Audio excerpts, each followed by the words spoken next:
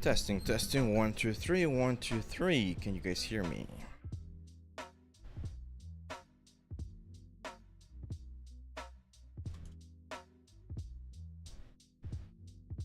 Awesome.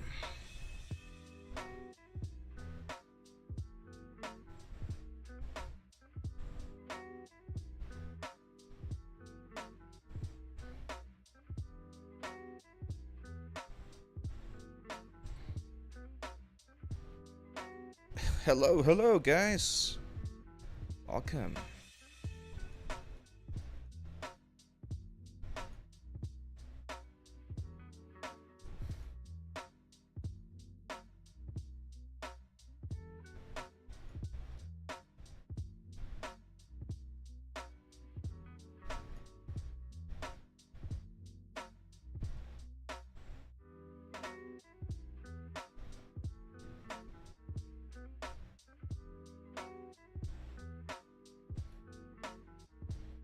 All good, man. All good.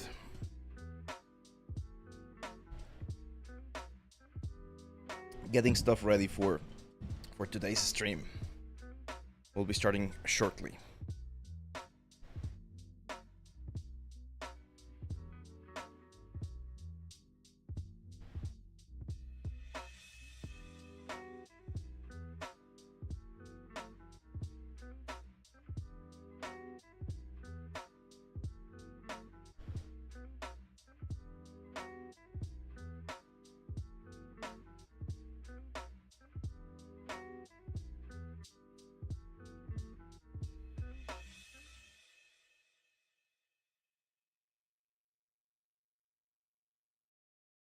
All these men writing songs to me. And then I go home and I listen to them alone.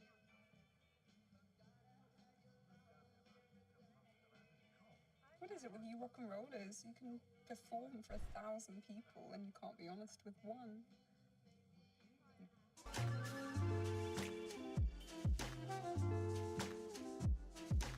Clean the House is in the house as well. Welcome, man. We're gonna start shortly, guys.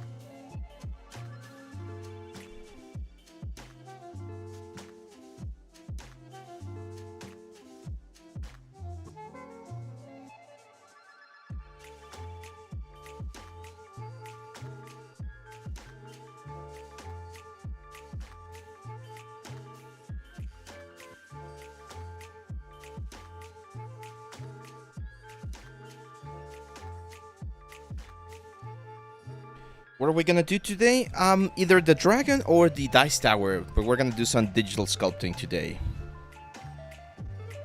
But I have another little surprise that I want to do first.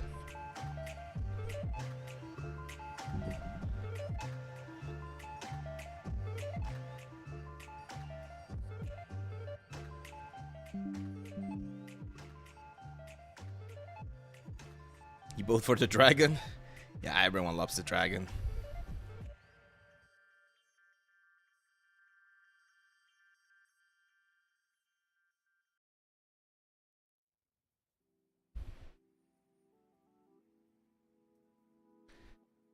I do have news about the new course. I'm definitely going to talk about that at the beginning of today's session, and yeah, that there's new information. It's not the release yet, but I got some really good information. We can talk a little bit about that character.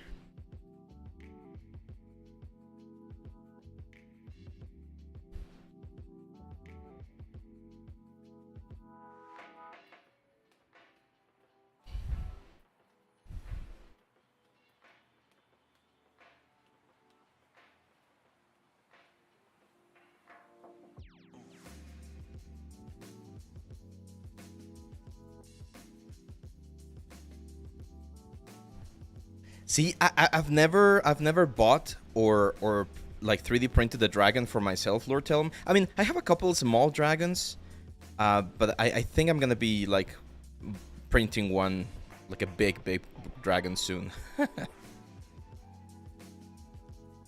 Oh, thanks, man. That means a lot to me. Scratchalax, hola, hola, bienvenido.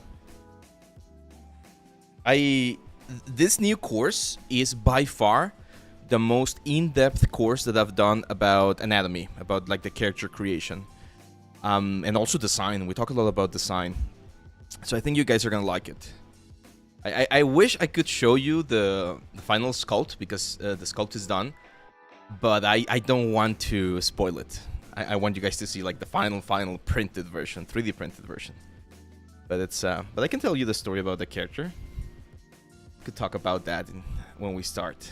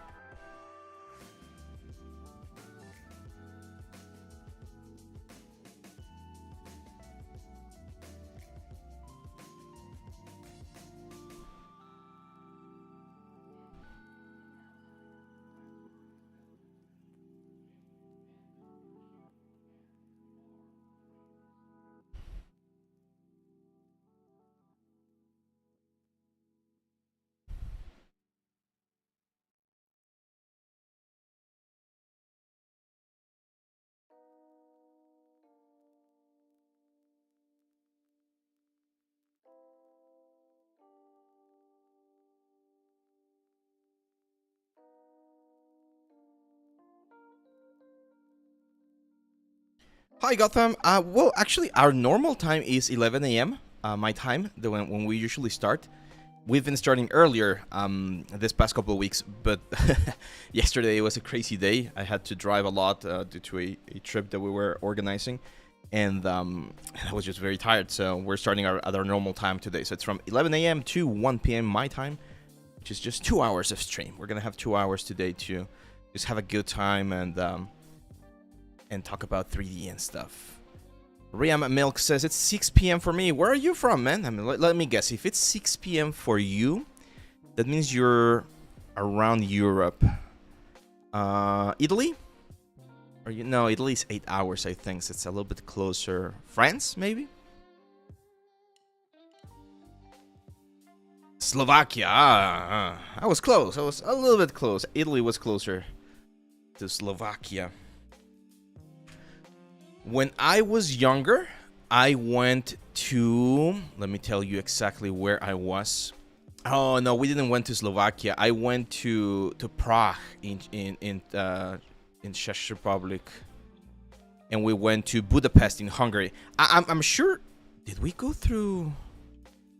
Because we flew to Budapest. We flew to Budapest. I'm not sure if we went through Slovakia to get to Prague, or if we went through Vienna. But yeah, we probably went through there. We got Fat Boy from Ukraine. I definitely want to visit Ukraine. I want to do a world tour at one time. I have so many students from all over the world, so it would be amazing to go to different places and meet you guys. Let's see, Kurt says, hey Ave, I just want to say I love your tutorials. Did the bomb and hammer tutorials on YouTube. Your tutorials are the basis for my learning 3D in Maya. Appreciate all the content. Nice. I think that the bomb and the hammer I did for the Nextude channel. But yeah, those were fun ones. The bomb is usually a very fun exercise. I've been playing a lot of Paper Mario recently. It's such a good game. And yeah, you're welcome, Kurt. Thanks for the support. Lord Telm says, I've got a few of the Funko Dragons, Tiamat, Toothless, and Bahamut. Ah, yeah, actually, I have some Funkos as well. I have some How to Train Your Dragon Funkos. Nice, you 3D printed the dragon skull. That's nice. Awesome. Ave, do you have time on your hands for freelance projects? Yes, it depends on how ambitious the project is, right? Yeah, usually I do have time for freelance stuff. Like nowadays, like right now, I don't have any freelance thing going on. I got, of course, the courses and the content and the studio, but other than that, I don't have a freelance yet right now. Actually, there's one thing, but it's not 3D related. It's video editing.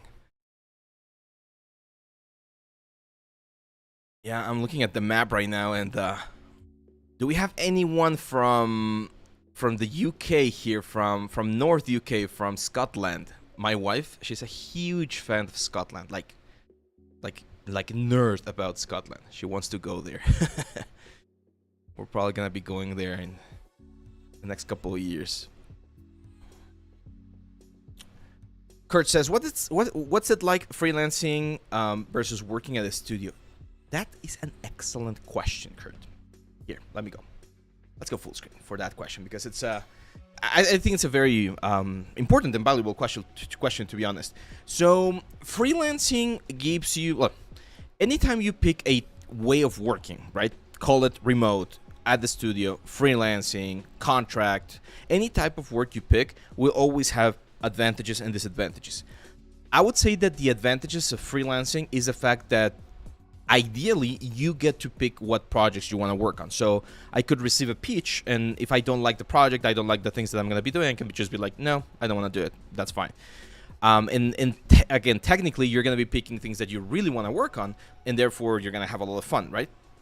The disadvantage is that there's no security. So there's months where I don't have any freelance work, and then there's months where there's a lot of freelance work. So it's a lot of ups and downs, and I do believe that you need to be someone who is very good at management, so that you can manage your money, right? Like your savings and things like that.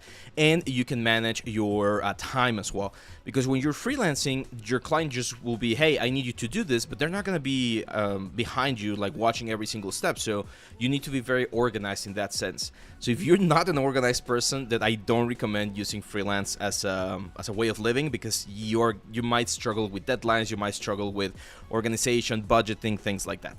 Studio work, on the other side, will give you a certain sort of security, although nowadays with a lot of the things that have been happening in the industry, right, even that is in question. But technically, you get things like, I don't know, social security, depending on which country you live. You get things like savings, like I know in the US you get things like the 401k or something like that. So again, technically you get more rights as a worker, because you are part of a team, of the machine, if you wish.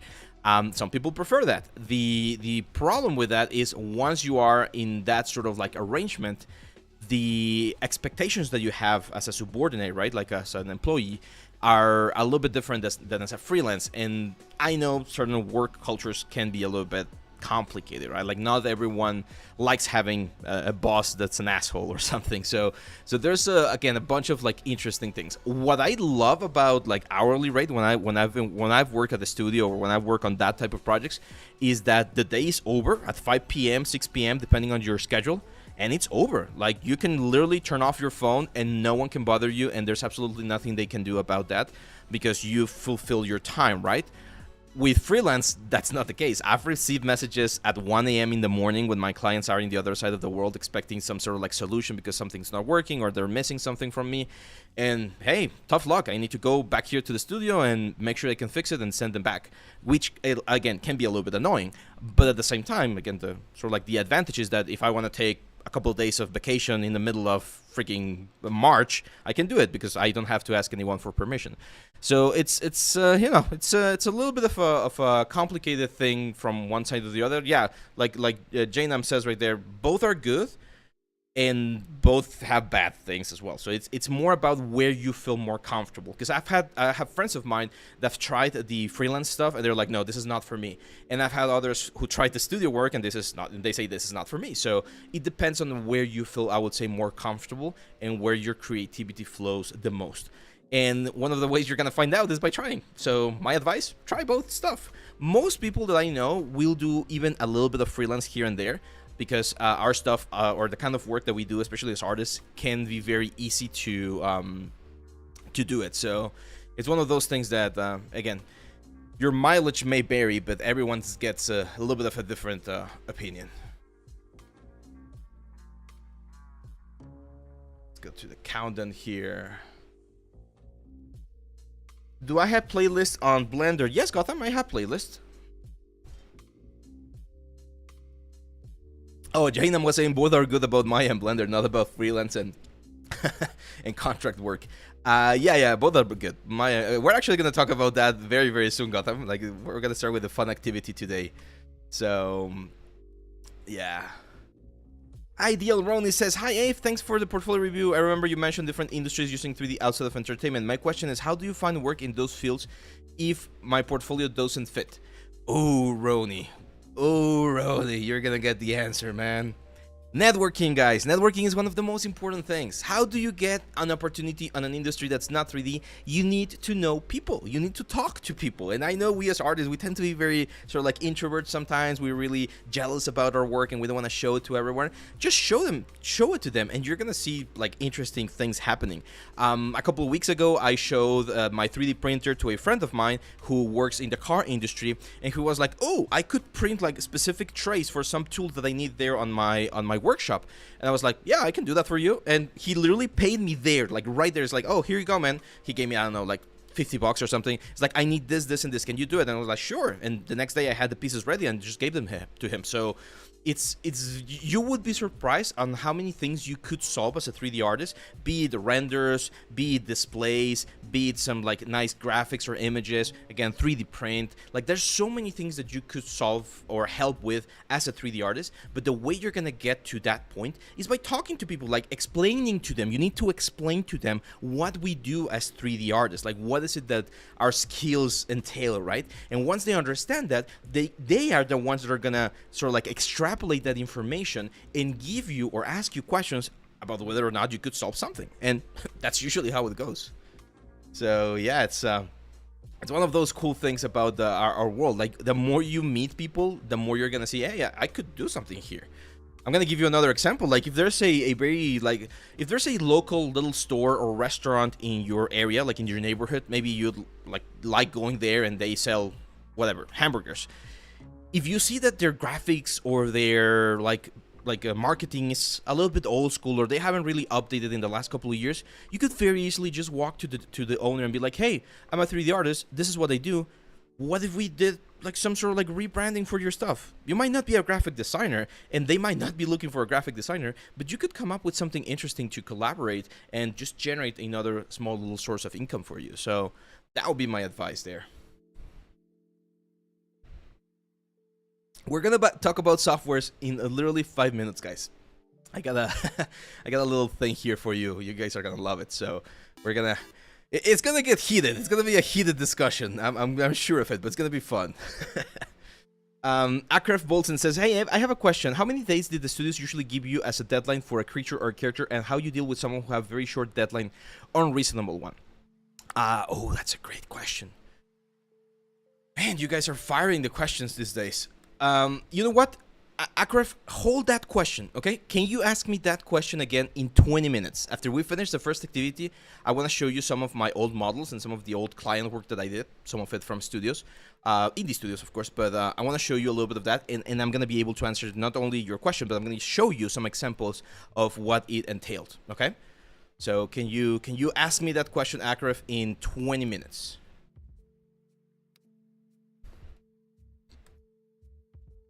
Thank you, Akraf. Thank you.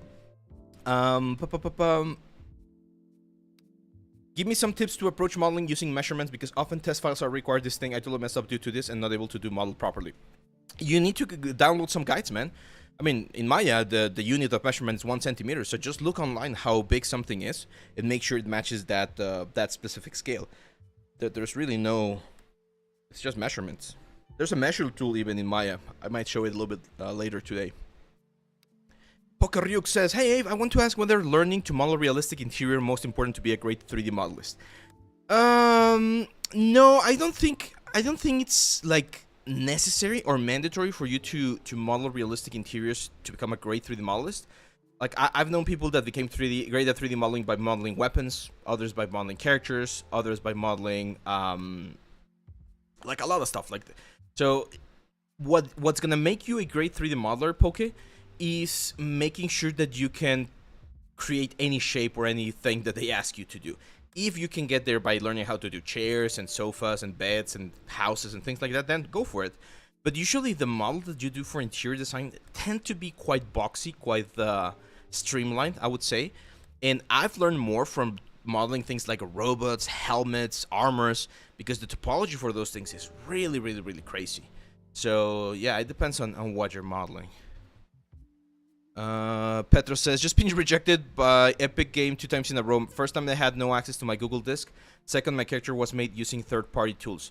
What do you mean by third-party tools? Like Character Creator and or like what's the other one that I hate? DAS Studio.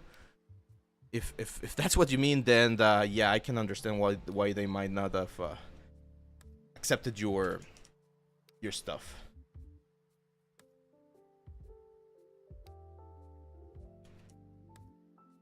We're actually gonna talk about this literally in 1 minute about softwares, because we always get asked about softwares, and this is probably gonna be its standalone video. I think that might be a good idea, right, David? We can just cut this and make a small video for YouTube for those who can't see this first part.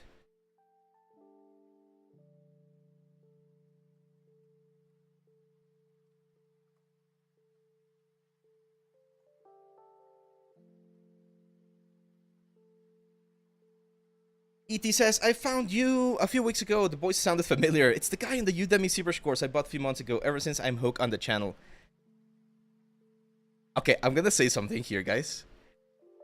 When I first started doing the tutorials, one of the things that I told the people that I've worked doing tutorials with was, hey, let's keep the little box, like the streamer box on the bottom, so that they can see me, because otherwise they're just gonna be hearing my voice and people are gonna get bored. And that was one of the things that they never allowed me to do. It's like, no, we're not going to do this. We're just going to do voice because everyone else does voices. So when I started my brand, I was like, fuck that. We're going to have my little like box right there, my streamer box, so people know who I am as well. So yeah, that's why we have the little box now. So this is your ZBrush like Udemy instructor, guys. This is the voice of, I think I've done over like 30 different tutorials along these years. Like I'm probably like at 35 like full series or something like that.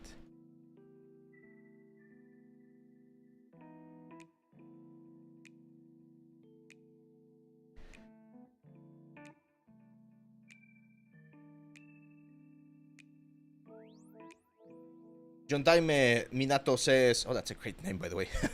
Hi, Abe, I'm working on a character for my final project. Do I merge the whole model for Retopo and UV in Maya? Which is better, Quadro or Topogon? It depends. Like, some characters will be watertight, so there will be a full mesh pretty much completed. And in that case, I would recommend Topogon to do it because it's just going to be faster. And other characters, it can be made out of multiple meshes and just combine the final object at the end, but they are different islands. Not everything has to be the same mesh. As for Quadro or Topogon, Topogon is definitely best, but it is an extra investment. So if you don't have the available funds to do that right now, Quadro is perfectly fine. And there we go, guys. Today we start. Welcome. I know I usually start talking earlier. I can't wait that long by you guys having or asking questions. I want to be here for you, of course. So welcome, guys. A nice Friday today. We got a lot of surprises for today's stream, and I want to start with some news, okay?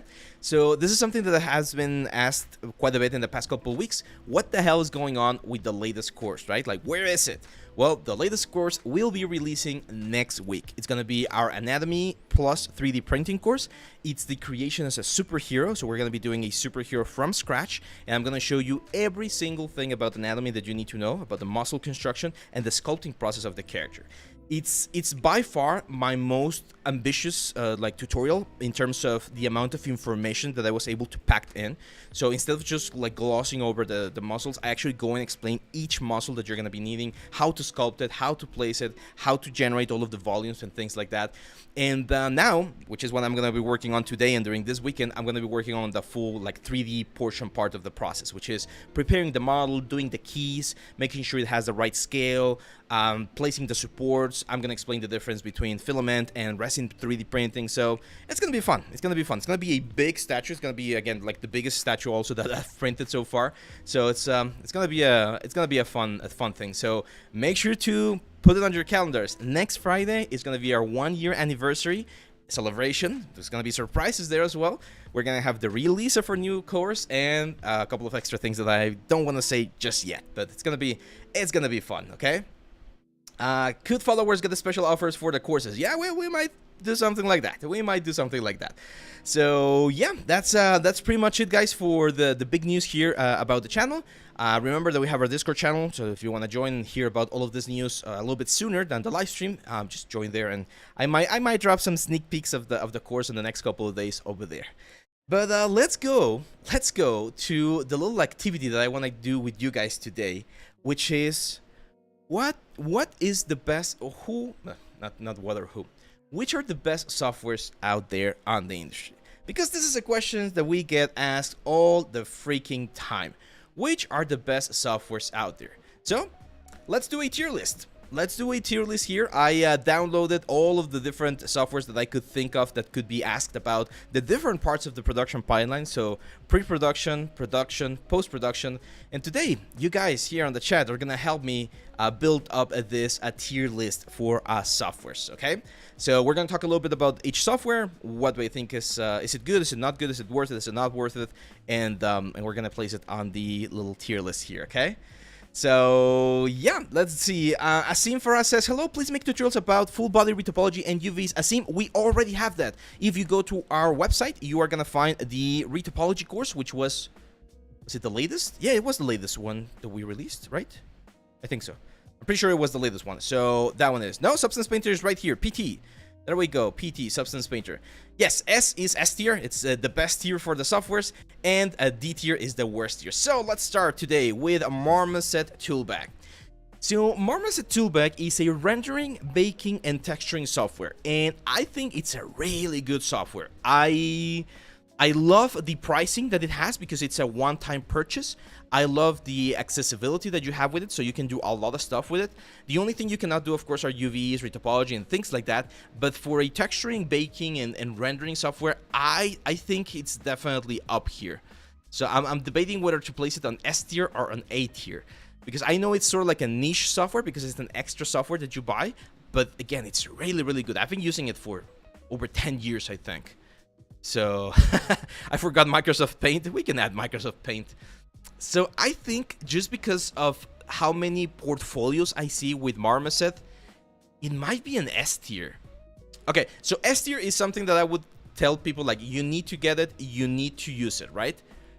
And I think just because of that, Marmoset might fall down to A tier because you don't really need it, but it's really, really good, right? But it's not like mandatory. So yeah, Marmoset is gonna be it's gonna be here. A lot of people love the baking tools. I use Substance, to be honest, to bake, but they're very good as well. Yeah, we'll probably have a course about Marmoset soon as well on the channel. Next one we got. Well, let's grab one random one here, because if I go, well, whatever. 3D Code. 3D Code has been a surprise for me because I haven't really used it too much, to be honest. But it's a very powerful software. It has modeling, it has sculpting, it has UVs, it has hand painting stuff, it has texturing as well, similar to Substance. I don't think it has rendering, or it might have some basic rendering tools. But it's not an S tier because it's not as well known in the industry, I would say. So the amount of people that play or use 3D Code is not as huge in general. I know that people that do a lot of hand painted, it's definitely going to be S tier for you guys. But I'm trying to find like where this is. No, I don't think it's a B tier. Clean the house, and I'm gonna say why I don't think it's a B tier. The reason why I don't think it's a B tier is because it also has one of the best like pricing models out there, to be honest.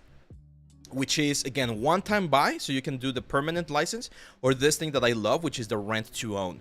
So you make your payments, and after a year, I think, or after like 11 payments, you get the copy for free, right? They do charge you like a little bit of an extra amount when you want to update to the newest version, and they give you 12 more months of free updates. There you go.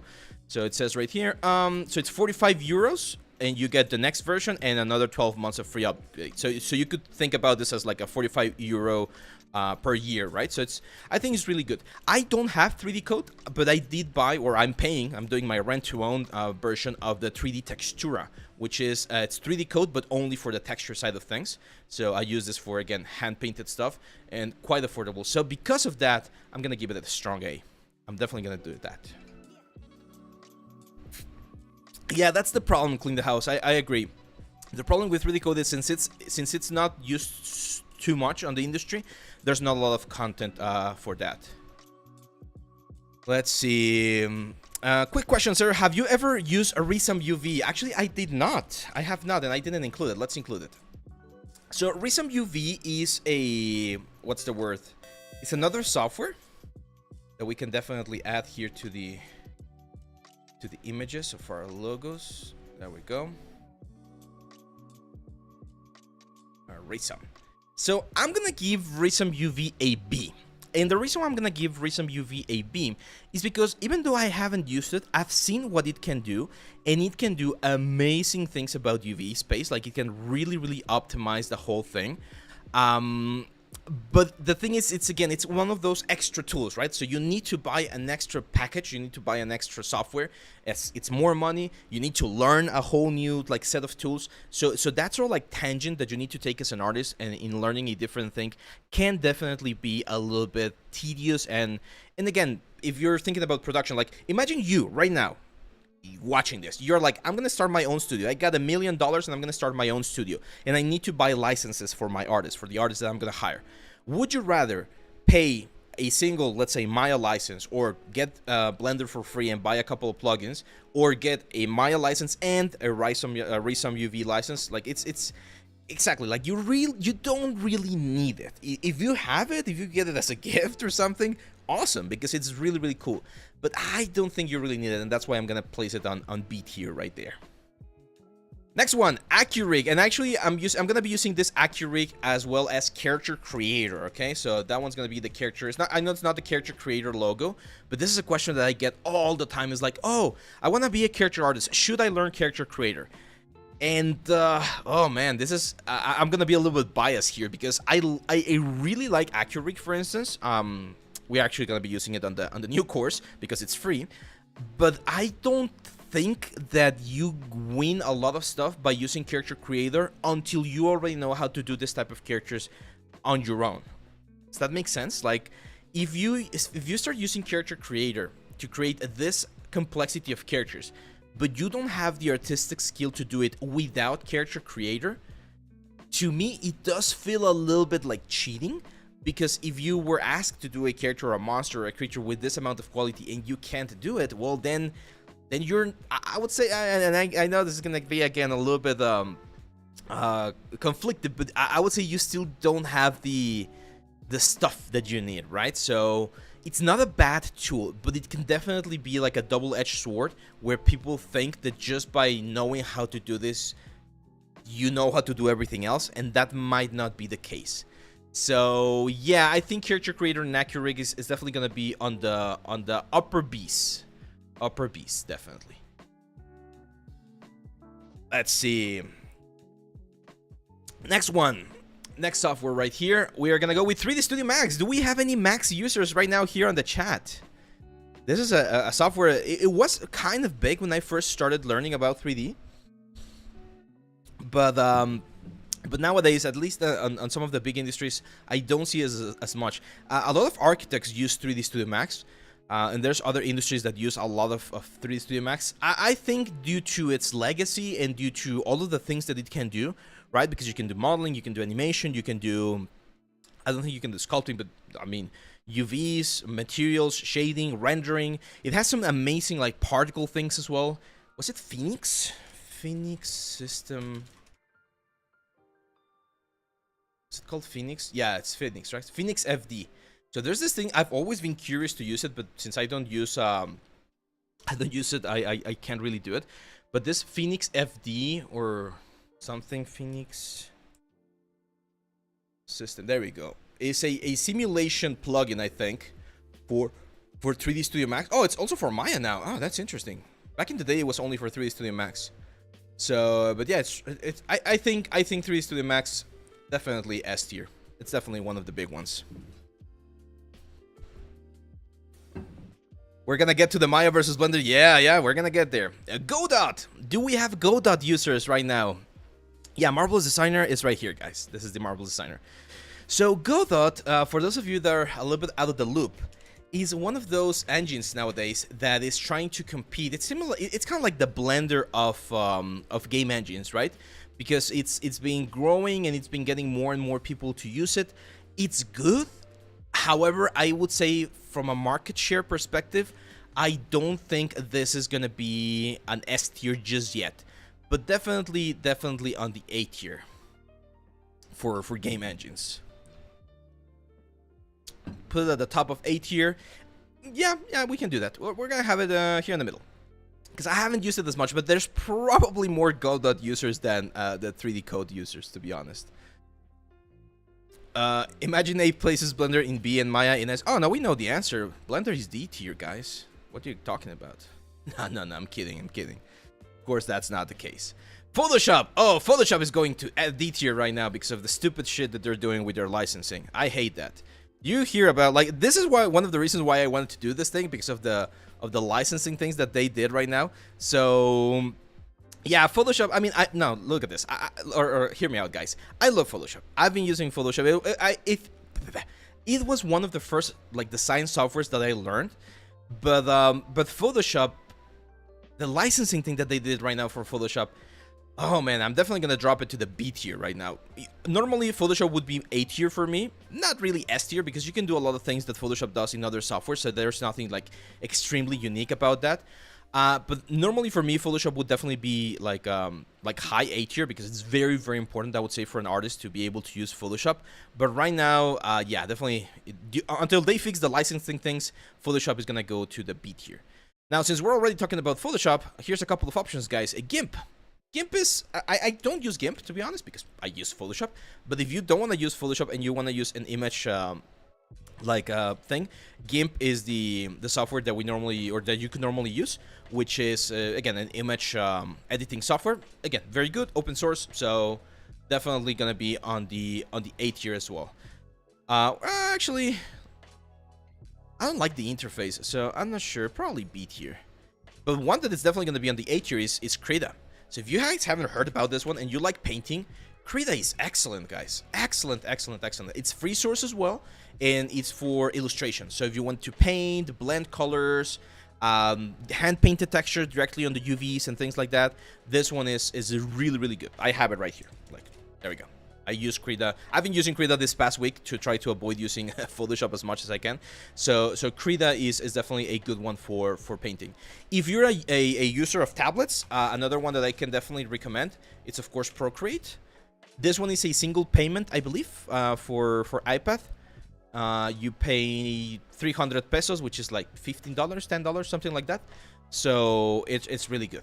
Procreate, it's also another one. It actually has a 3D suite as well. So yeah, actually, now that you like, we don't have the logo, but let's add the logo there. Procreate logo. I think Procreate is definitely S tier. Definitely S tier. I think it's gonna be our second S tier for today. Where is Procreate?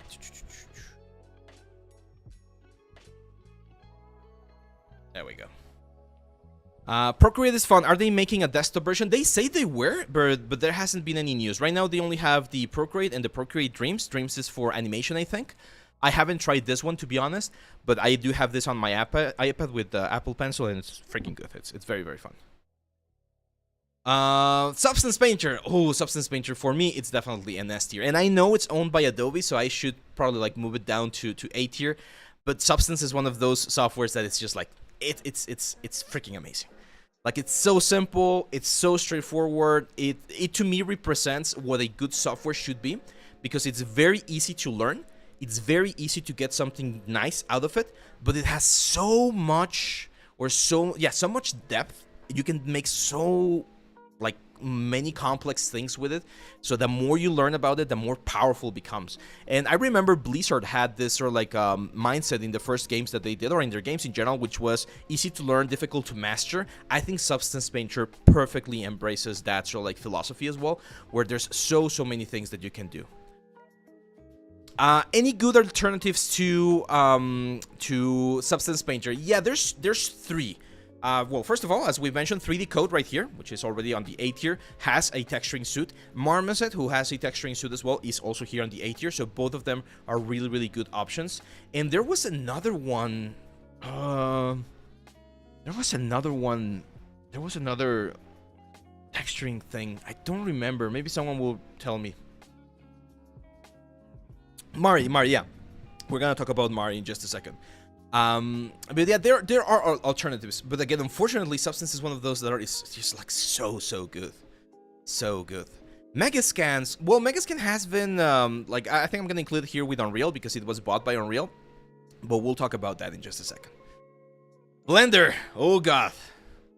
Blender. S tier, A tier, B tier, C tier, D tier. Or do we create its own Blender tier? Now, let's be honest, guys. Blender is an S tier. It's definitely an S tier. Like, Blender is really freaking good. And this is from a guy that's been using Maya for 13 years now. So, Blender is really freaking good. You can pretty much do a lot of the things that you normally do in the 3D world inside of Blender. You can model, you can sculpt, you can simulate, you get geometry nodes, you get renders, you can do... I've seen people like program games in there. There's people doing these crazy things with 3D print where they generate parameters and they can like dynamically create models for trays and things. It's just freaking crazy. Blender is freaking crazy. However, I'm gonna say something here that's gonna be definitely what's the word again? It's gonna generate some discussion. The one thing that I don't love about Blender is that Blender, due to the way that it works, requires a lot of plugins, okay? So stock Blender, I would probably place it on the A tier. Again, this is my opinion. Stock Blender, I would probably place it on the A tier. However, Blender, by adding a lot of like plugins such as Retopology, such as like the crowd generator, such as adding a bunch of different things, makes it really good. Some of those plugins you might need to pay for it, and that's where it's kind of like League of Legends, right? Like I've mentioned this before. People say, oh, League of Legends is free. Yeah, it's free, but then how much money have you actually spent on skins, right? Well, the same thing happens with Blender. You say, oh, Blender is free. Yeah, it is free, but how much have you spent on plugins? Because I know people that have spent hundreds of dollars on different plugins and packs and materials and things for Blender, and at that point you might have been able to buy a license for Maya or for other softwares, right? So it's not that it's what's the word? I hope you get paid to advertise on the site. I hope so, man. I got so many ads right now. It's ridiculous. Anyway, so yeah, Blender is definitely an S tier, guys. Just keep in mind that it needs a couple of other things to really get the best out of it. But that says, good thing is that most of the plugins are a one-time buy. You buy them. Yeah, you do. That's definitely B tier for Blender. Yeah, so yeah, Blender is definitely a good software, guys. You know I love Blender. I even have a course about Blender, so if you want to learn Blender, there's a course on the site. I'm not against Blender. Just keep in mind, it has been winning a lot more room on the market share, so more and more studios are using Blender. During the Game Fest, did you guys see this? Did you guys see the Summer Game Fest? There was a Gundam game that they announced. I don't remember what it was. There we go. We should be able to find it here. So there was a Gundam game that they announced. Where is it? This one, Mecha Break? Yeah, it was this one, Mecha Break. So they announced this game, the Mecha Break game, and during the trailer, there were a couple of shots where they were showing the construction of the elements, and it was done in Blender. They did the modeling in Blender, they did the rigging in Blender, they did the animations in Blender, so that was very cool. So yeah, definitely Blender being used more and more in the industry, which is very cool, I would say. Just keep in mind that, and that's, if I could give you guys an advice about softwares, is never, an old teacher used to say, never get yourself married to a software. Like, right now, most of the industry uses Maya and Blender, but in 10 years, there could be a new contender with new tools and new things, and you as an artist should be able to be smart enough to be like, hey, this actually is doing things better than the softwares that I normally use. Let's make the switch, because the software is not gonna own you anything, right? You are the one who's using the software, so don't get yourself attached too much to a software, and the thing that you should do is just keep improving as an artist and use whatever software is out there that allows you to do your best possible work, right? So, is it a good option to switch to Maya to Blender for modeling? Again, if you're already modeling in Blender and you're good modeling in Blender, there's no need for you to jump into Maya. But if there's something in Maya that you cannot do in Blender, then that might be something that you want to analyze. Aaron Felipe, what's up, man? All good, man, all good. Happy to see you back. The same thing is with Maya. If you're doing rigging, then please pay 50 for skinning add-on, because default Maya. Yeah, there's a, of course, yeah. And that's what I was like mentioning. Like, you should always, as an artist, you should always look for the tools and the elements that are gonna allow you to do a better work or a better job, right? Do you use the Maya industry standard on Blender via preferences? No, I learned the Blender keys. It would, because that's a good advice. When you're learning a software, I recommend learning the stock things for the software, because if you adapt to the other things and then you go with someone who has been using the software by default, it's gonna be very difficult to communicate. Right, so imagine I have a peer that works in Blender and I work in Maya, but I need to use Blender, and I set Blender to behave like Maya, and then my peer needs to come to my computer and help me with something I'm struggling. He is gonna struggle, and we're gonna have to bring everything back to Blender so that he can work, and it's just a mess. So it's better if you just learn the basics. Very good. I'm not sure why I have two Blender elements right here, so excuse that. Does anyone know what this is? I added this for fun, the XN. Does anyone know what this software is? That's a little software from the past. Normal. It has to do with normal. X normal. Yeah, of course, it's X normal. So I'm gonna place X normal on the S tier as a sort of like honorific mention. X normal was a very old little software right here. Well, you can still get it, by the way. It's free. Look at this. This looks like from the 90s, right? and X normal is a normal map maker. So this is the interface. Again, it's like a glimpse from the past, and you guys would not believe how many of your favorite games from the past has been like used X normal to get you the models that you had a lot of fun when you were a kid. So it's an excellent software. You can bake normal map, hide map, bake ambient occlusion, stuff like that. Nowadays, there's of course more intuitive and easier options to use, but X normal was one of the it was one of the kings back in the day, one of the big ones. So he's gonna get his S tier for as an honorific mention. Can someone working in the industry with Boolean hard surface workflow? Depends on what industry. 3D printing industry, for sure. Game industry, depends. If you're gonna retopologize then later, then yes, for sure. Animation industry, for films, no. You need to have clean topology, clean subdivision topology. Yeah, Lifetime Achievement Award goes to X normal right here for all of the hard work that it did.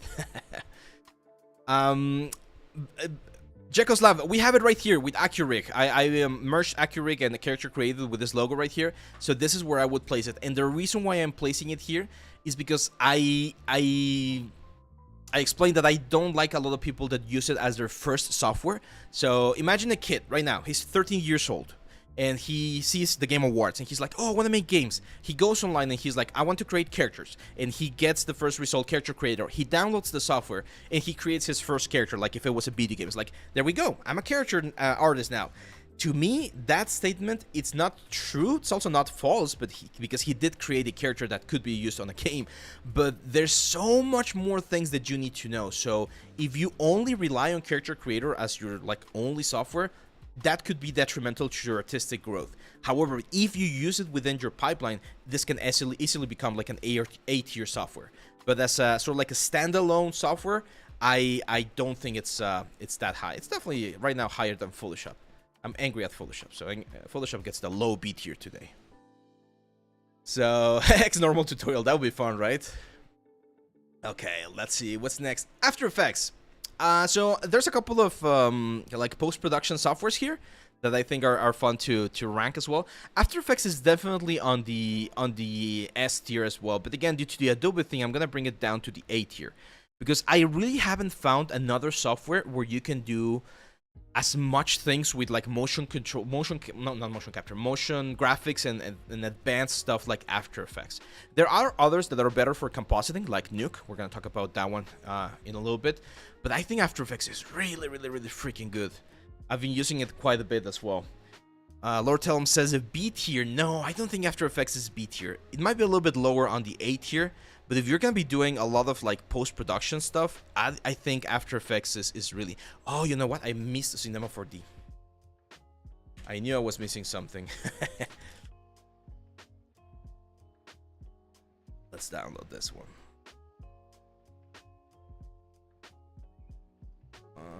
Cinema 4D. Where is it? There we go. Okay. So yeah, I would say After Effects is a strong A tier as well. DaVinci, we have it. There we go. There's DaVinci. So let's talk about let's do the post-production things first, since we're already here.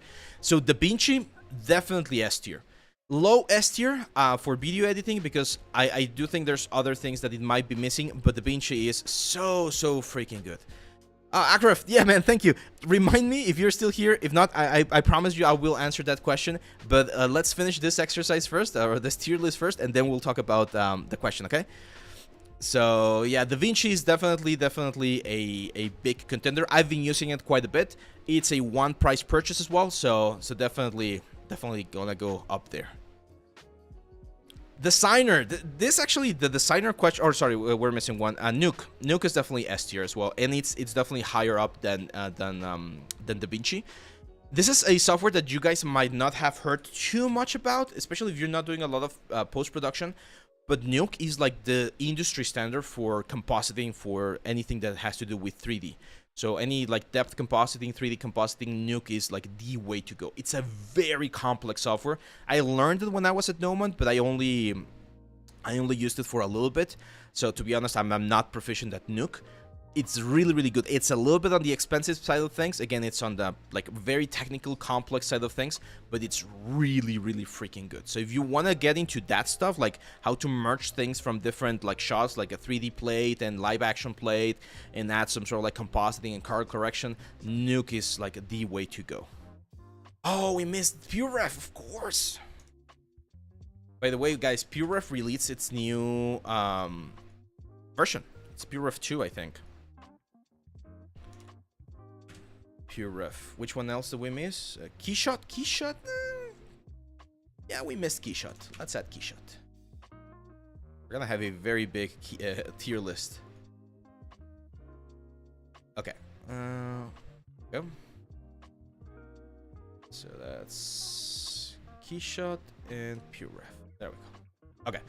And yeah, I don't have Premiere. Actually, I didn't add Premiere, but if I had to place Premiere, I would probably place it here with Adobe, because it's on the same thing. Mixer I'm gonna include with Unreal, guys. Mixer is gonna be with Unreal. 3D Code is already here. There we go. Yeah, S tier, definitely PureRef. Designer. So this is the software I was mentioning, guys. This is a software that prompted this whole sort of like tier list, because someone on, I think it was on Instagram, he asked, should I learn Designer? Like, do we need to learn Designer? And Substance Designer is an excellent software, but it's a niche software, right? So if you're working in a small studio, it's very difficult that you're gonna be doing only like substance or material design or material iteration things. Again, it's really good. It's a really powerful software, and the things that you can do to optimize things and create very interesting pipelines, it's amazing. But it's very niche. So the only like positions that I've heard like are hiring for substance designer artists are in big studios, and they usually only hiring like 1 person, 2 persons. It's a small team. So that's why for me, Substance Designer is on the low A tier list. So it's a good software to learn if you want to, but you should definitely prioritize learning about Substance Painter, for instance, because Designer, it's very niche, right? It's very niche. Sank says, Sir Abraham, do you have a recommendation on how to learn topology edge flow? I'm currently learning at Retopology stuff, and yeah, of course, oh, did I move my camera? Oh my god, I moved the camera. The best recommendation is, of course, the course, man. I created a new premium course that covers all of the things that you need to know about Retopology.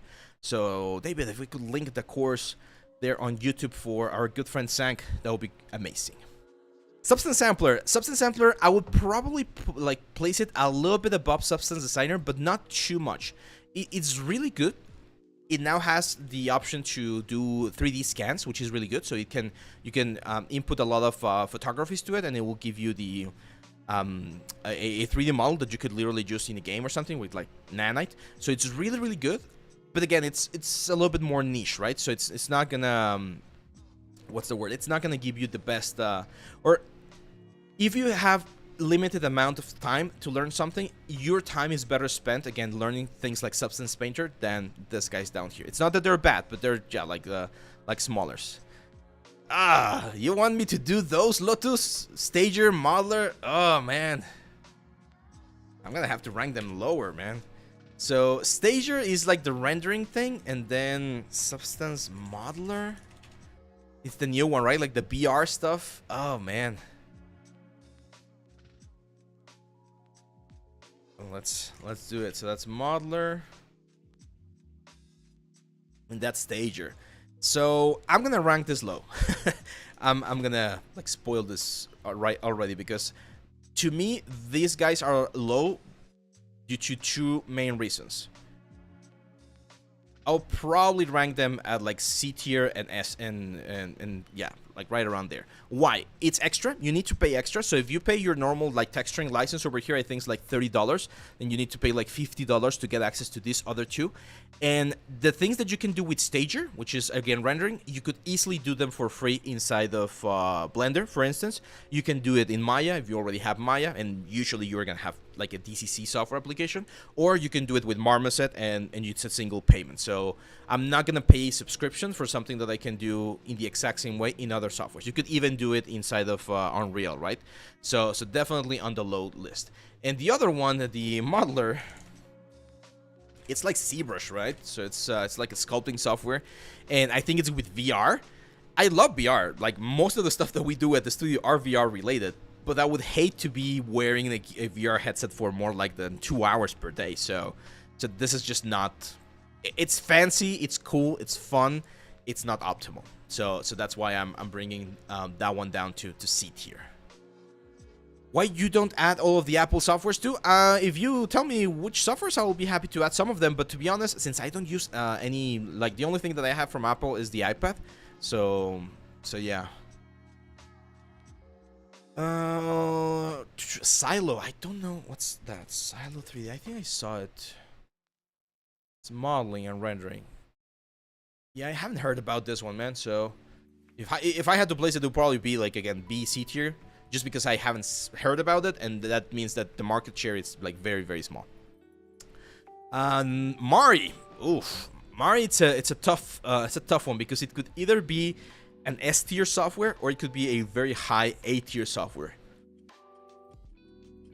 I would say it would depend on your industry, right? If you're working in games, then Mari is probably gonna be an A tier software. But if you're working in films, it definitely becomes an S tier software because of the amount of things that you can do. Yeah, I think I'm gonna place it here on the S tier. It's definitely on the high tier. The thing with Mari is that the price is a little bit on the high side. The way it works is a little bit more technical. And again, it's usually used for big projects, right? Like when you need to paint like a ridiculous amount of UDIMs or things like that. So that's why I would still like, if someone comes to me and it's like, hey, I want to learn texturing, what should I learn, Painter or Mari? You're probably better off learning Painter first, so that you understand like the general things about texturing, because again, I think it's a little bit easier to get into. And then if you want to go like more pro and do like way more advanced things, Mari is an excellent one right here as well. Natron. So Natron, I added Natron because I wanted to give you guys, again, like a couple of options for free softwares. So Natron is an excellent thing against something like Nuke, but it's not up there yet. So it's going to be on A tier. So this is also a compositing software that works with nodes and everything. It's good. It's good. It's open source compositing softwares for VFX and motion graphics. But I've talked to some of my friends that are on the compositing world, and they told me, if you're an indie artist and you're going to be doing indie stuff, then Natron is perfectly fine and you can do some very cool stuff. But if you want to work in like big movie studios doing post-production, you need to learn Nuke. Like there's just absolutely no question about it. So So they were saying, don't lose time learning a software that you're never gonna use in a big studio. Just jump directly into Nuke.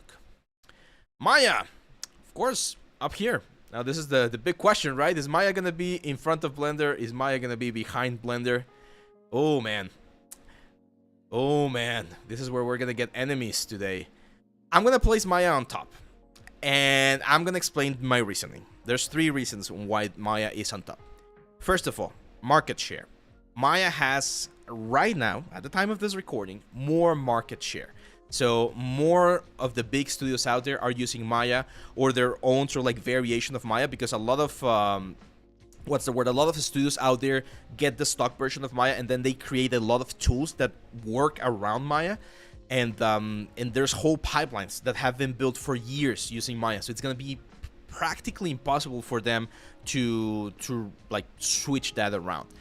The second reason is because at the time of this recording, again, Maya does have a better animation workflow than Blender, and animation is a very big part, bringing an animation than Blender. So that's an important one. And the third one is I'm biased. I've been using Maya for 12 years. I've only been using Blender for about 3 or 4 years. So yeah, that's a little bit of my bias there. But I think most people would agree that even though they're both really good softwares, Maya is still, again, a little bit ahead. The only thing that I don't like about Maya is, of course, the licensing, that you need to pay for the license every time, right? But yeah. Let's see. If market share matters, place Blender in B. Blender all the way down here. No, Blender has been growing a lot, guys. A lot. Especially in like the indie markets and indie industries. Like a lot of small studios are using Blender. My studio is using Blender when we work. Most of the stuff we do in Blender, like the modeling and the UVs and all that stuff. And then we do rigging and animation in Maya. So there's a little bit of that. Fiber Shop. Well, those are specialized softwares, but we'll add more softwares if we're missing some. Let's go with the next one. Marvelous. I would say Marvelous is definitely on the middle tier of A tier. Probably a little bit above Godot. Well, the thing is, Godot is more of a game engine. So Marvelous Designer and its brother Clo 3D, it's just really good. The problem is the subscription model, right? I would love if they could offer a one-time purchase, and that would be great. But yeah, Marvelous Designer is just like really good. We have the course, of course, about how to use it in case you want to learn about it. But it's really good, and you get some like amazing results very fast. That's what I love about Marvelous, that it's quite intuitive to know as well, and you get some really cool results very fast. Is it something that you should pay every single month for? No. This is one of the examples that I tell you guys about. Like, if you're going to be working on a project that uses a lot of cloth, buy the license for 1 month. Of course, include that in your quote, right, on the price that you're going to charge your client. And then once the project is done, you just close it. You just stop using it.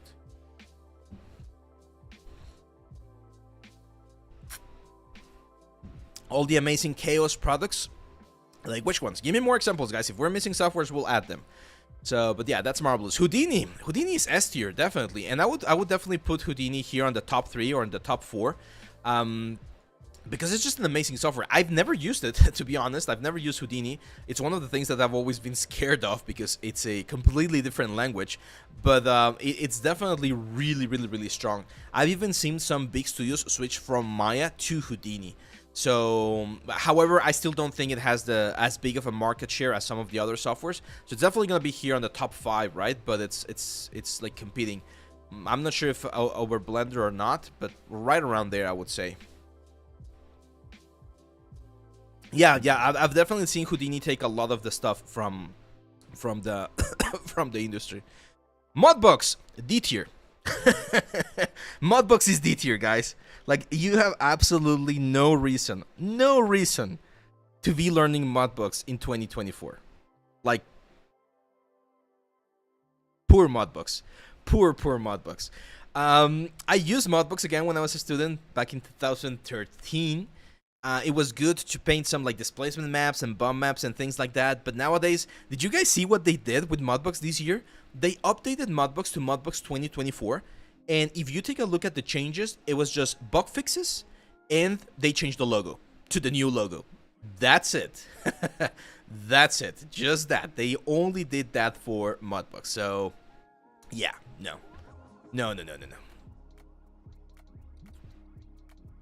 Next one, Topogun. Ooh, Topogun is definitely S tier. I'm gonna place it on low S tier because it's not needed, right? You can do topology in Maya, you can do topology in Blender, but if you can afford to get Topogun, it's a game changer. You can ask David here as well. He's been using Topogun a little bit in the past couple of months, and it's just a game changer for topology. It's so fast, so fun. It becomes like a fun part, like topology becomes a fun part. I know we have the fear that there's gonna be new, what's the word? AI tools or things like that, but yeah, Topogun is definitely god tier. I'm gonna place it right here. ZBrush. Oh, ZBrush. I have a love-hate relationship with ZBrush. I want to place ZBrush on the top 5, like right here, but I hate what Maxon has been doing with it. Like, it's just so annoying that Maxon has not done the same thing that ZBrush was known for, right? So I started using ZBrush in 2011, and from 2011 to 2021, which was when ZBrush was bought, every single year ZBrush would give you amazing tools. We got Dynamesh. I was there when Dynamesh was created. We got things like the hard surface brush, like the vector displacement brush. It's so good. But the pricing thing that they've done lately, where there's no longer a permanent license, the thing where there hasn't really been any strong things. Like, I think the most important thing that they announced last year at the ZBrush conference was that ZBrush was coming for iPad, when there's more things that they could add to ZBrush. So, oh man, I'm gonna have to leave ZBrush here at the top 5 because it's definitely god tier. It's definitely vital, as Prismal Twitch is saying right there. But I'm just gonna note that I'm not happy with the direction that they've been taking ZBrush in the last couple of years, and I really hope that they fix it in the next couple of versions, so we get more like cool stuff, like really interesting stuff. Like, one thing that I feel like it's just a cash grab, and it feels so greedy, so bad, is they announced the GPU version of Redshift for ZBrush, so that you could get some BPR renders really fast, and then they linked that to the freaking Maxon One subscription. So they want us to buy the full package of Cinema 4D and Red Giant and all, I don't know what other like elements right there, just so that you can get access to GPU rendering inside of ZBrush. Like, that to me feels like so greedy. Like, you could very easily just offer free GPU Redshift rendering for your ZBrush users, and they would win more ZBrush users. It's one of those things that I sometimes think about companies and freaking capitalism. It's like, guys, like, just throw a bone out to people sometimes, right? Like, you don't need to get all the money. You can sacrifice a little bit and be a more respected, more liked company. But hey, I guess that's how it is. Is there a reason why Modo is not here? Because I forgot about it. That's pretty much the reason, man. Let's add it. There we go. This one's prettier. Let's add Modo there real quick. Modo. Perfect. So Modo is a modeling software, right? I really haven't used it. I think I saw a couple of tutorials back in the day. Again, it's good. I'll probably put Modo in A tier, to be honest. Probably on the low section of A tier. I don't know. Like, I don't think Modo is more essential than Marmoset, for instance, if you're a 3D artist. So yeah, probably like there. It's good. It's a good modeling software. It has some cool stuff. I've seen it has. I know it has some really nice, like, what's the word? Some nice hard surface modeling tools like booleans and things like that, like things that I don't know. It just does some cool stuff. But again, from a market share perspective, it's not like one of the big ones, right? So it's good, but you might be better off, especially if you want to go into the industry, you might better off be working on something like Maya or Blender. Cruz 3D says, when is your anatomy course going to release, Abraham? Next week. The anatomy course will be releasing next Friday. We're going to have our anniversary stream along with the release of the new course, along with surprises. So make sure not to miss next week's stream. I like cubes. For hands, I like cubes, Cruz. And I actually, on the course, we do hands with cubes. Hudson, thank you, man. Yeah, the channel's been growing very, very fast, guys. We're very close.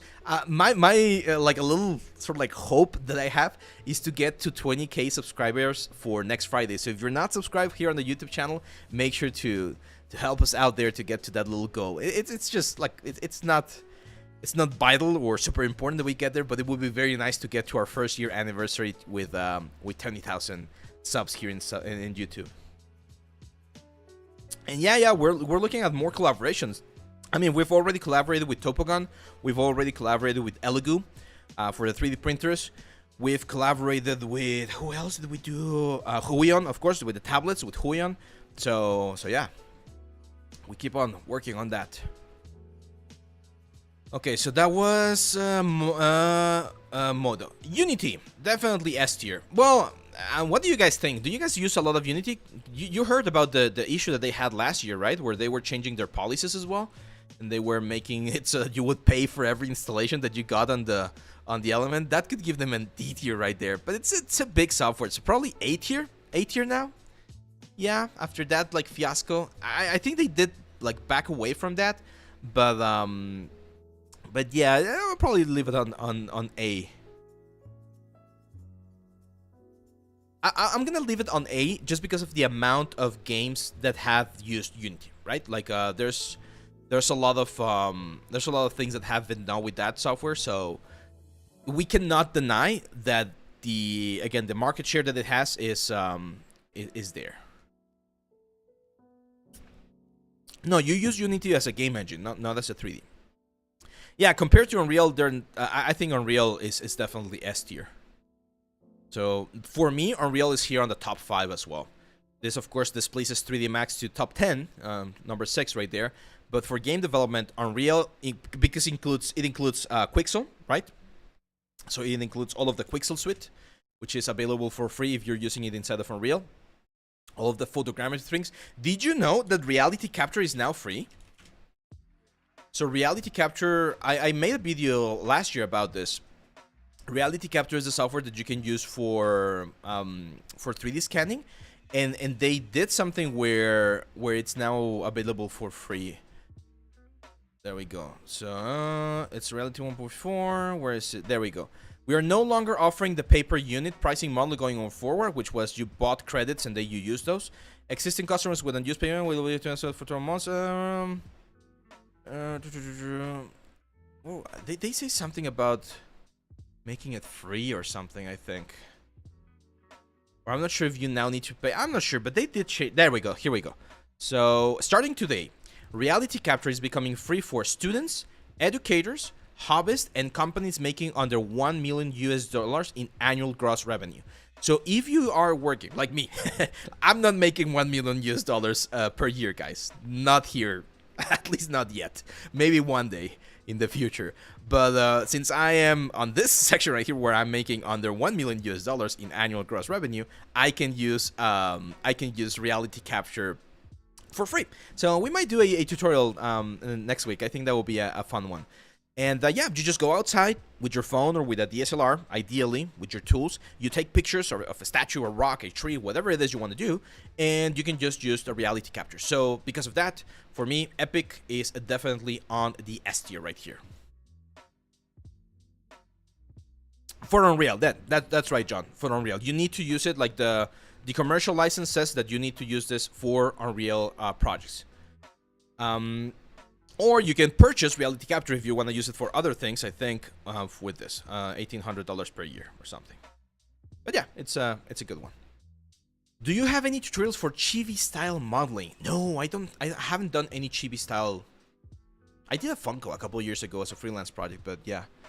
I want to be a 3D artist, but do I need to learn Nuke also? It depends. If you're going to be doing a lot of compositing, Sawmill, I do recommend that you learn about Nuke.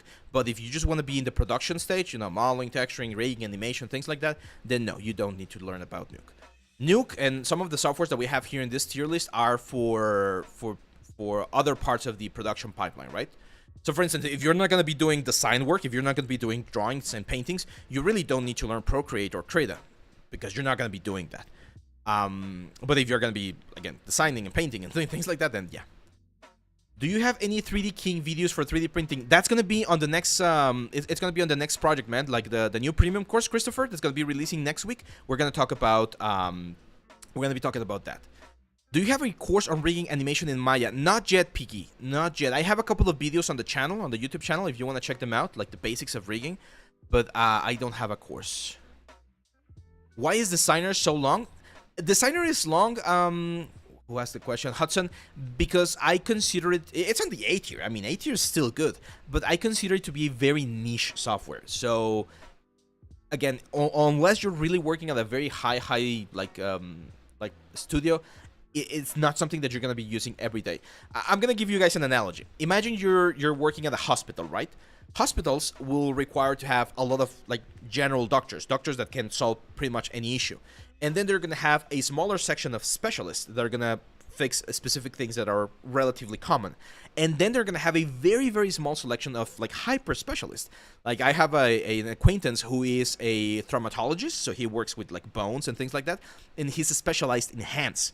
Like that's a very specific thing, right? Like he does trauma. He's a doctor, right? Like a general doctor, and then he specializes in traumatology, which is of course like all of this like broken bones and things like that. And then he's sub-specialized in the in hands. So that's the same thing that I think about Designer. So Designer is for those that are general artists that they know about the pipeline, and then they specialize in textures, and then within textures they specialize in like material authoring. So it's a very, very, very small subset of artists that are going to be required for those kind of roles. Let's go now with Dash 3D. Oh, I hate this one. So I'm biased and I hate Dash 3D, and that one's gonna go to D tier as well. Dash 3D is, I hate it because I've seen so many things that people make with Dash 3D. It's like character creator, right? So it gives you pretty much all the tools, and it's kind of like plug and play sort of thing. So the reason why I don't like Dash 3D is because, again, I've unfortunately had some encounters with people that call themselves 3D artists, but the only software that they use is Dash 3D. So when I ask them, oh, well, could you do this other thing or that other process or follow this other pipeline, it becomes like, no, I only use Dash 3D, and they're limited to Dash 3D. So to me, Dash 3D is like a video game. Yeah, it's really good, and you can generate some very nice images and stuff, but I don't like it. I don't like it. So for me, again, I'm biased, but Dash 3D is going to be on the D tier. Cinema 4D, that's a tough one. That's a very tough one. B tier? I mean, it's good for motion graphics, really good for motion graphics. High B tier? Maybe? What do you guys think for Cinema 4D?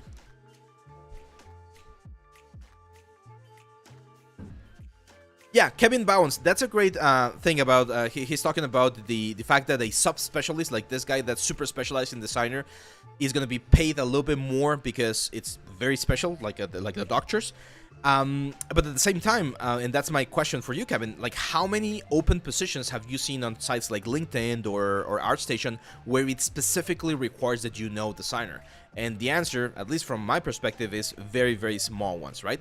So that's why I again, for someone that's starting their 3D journey, I would put the Designer at this tier list on how important it is for you to learn it. It's good, and if you want to learn it because that's something that you really like, go for it. I'm sure you can learn a lot, but again, if someone's just learning about materials, you probably want to learn first about substance, and then you learn Designer so that you can do even better substances, right? But it's one of those things that it's good, but again, not S tier good.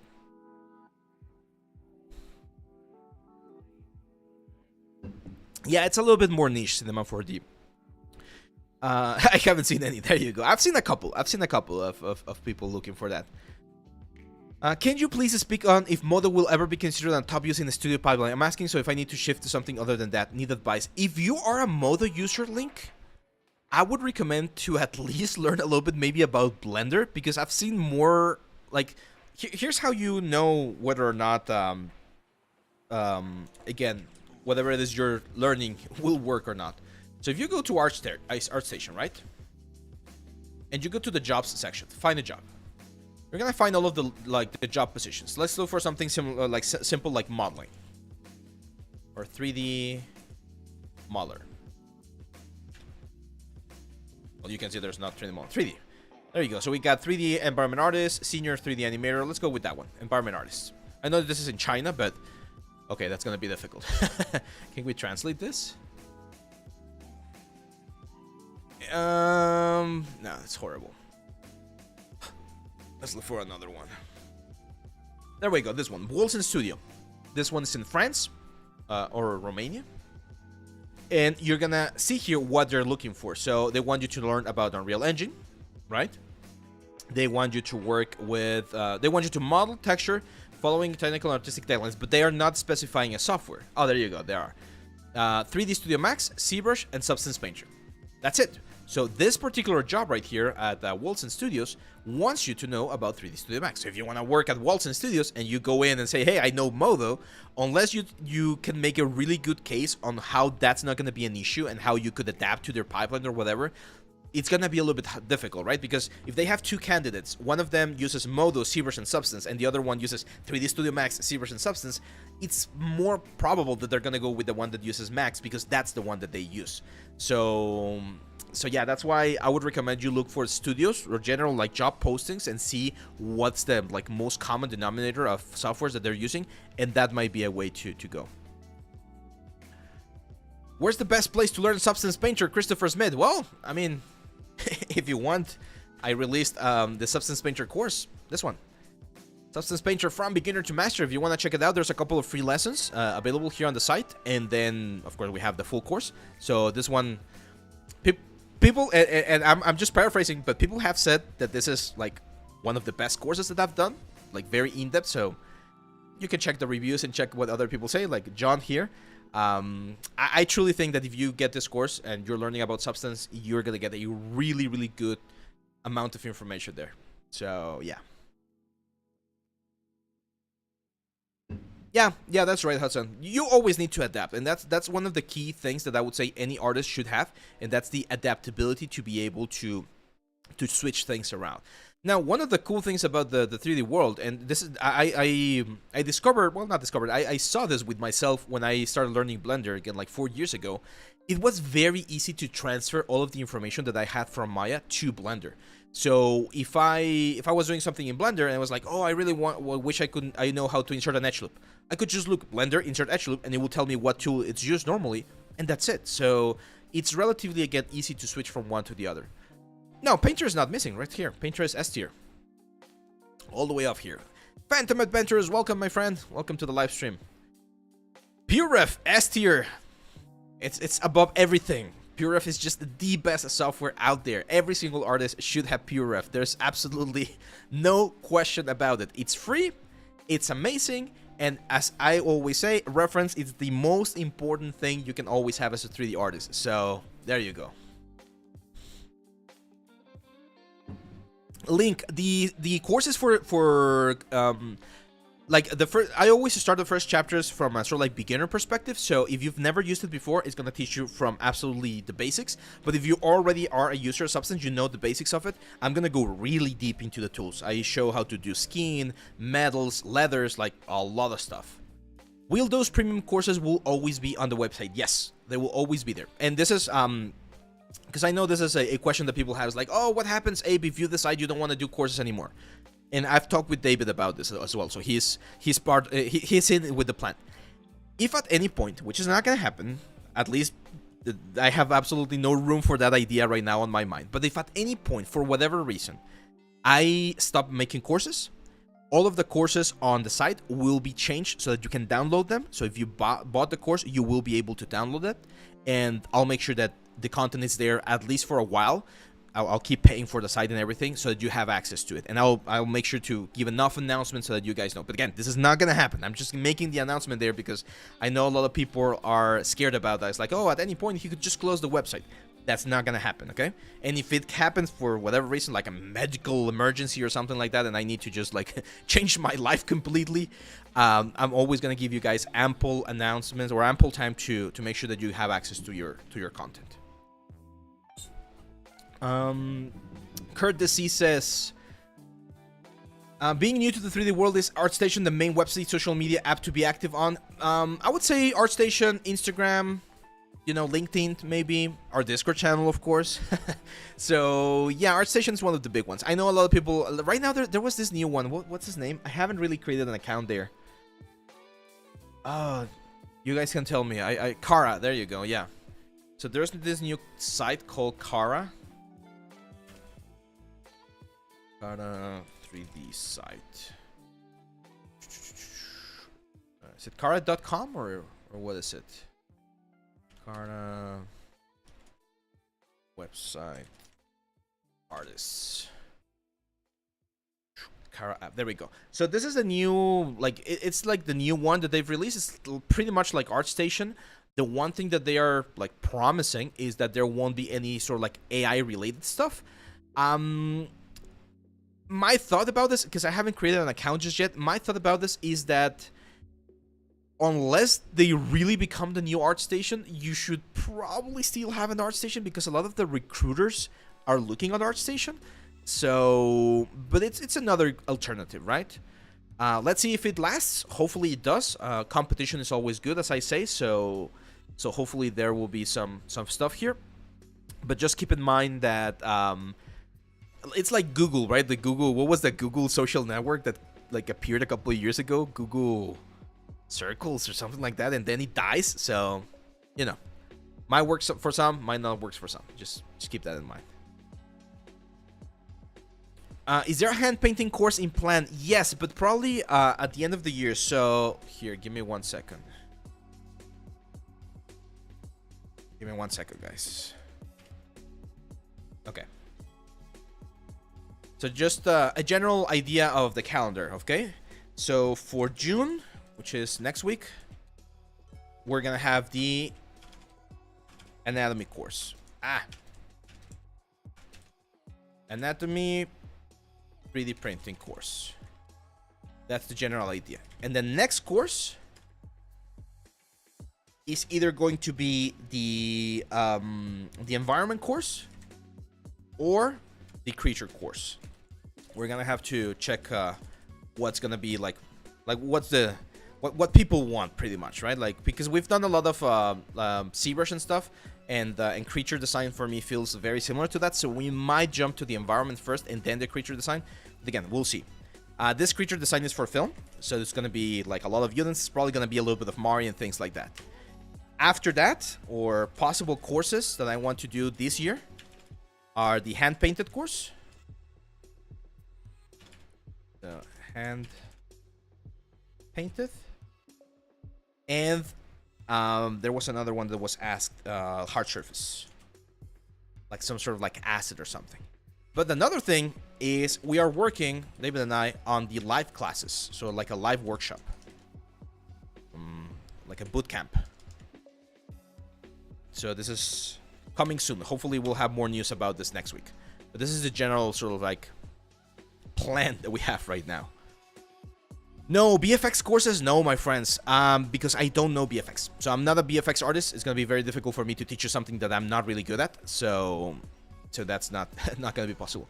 Keyshot, I like Keyshot, but again, I don't think it's really necessary. I'm probably going to place it on B tier as well, because it's good. It gives you a really good result, but it's a little bit expensive, I would say.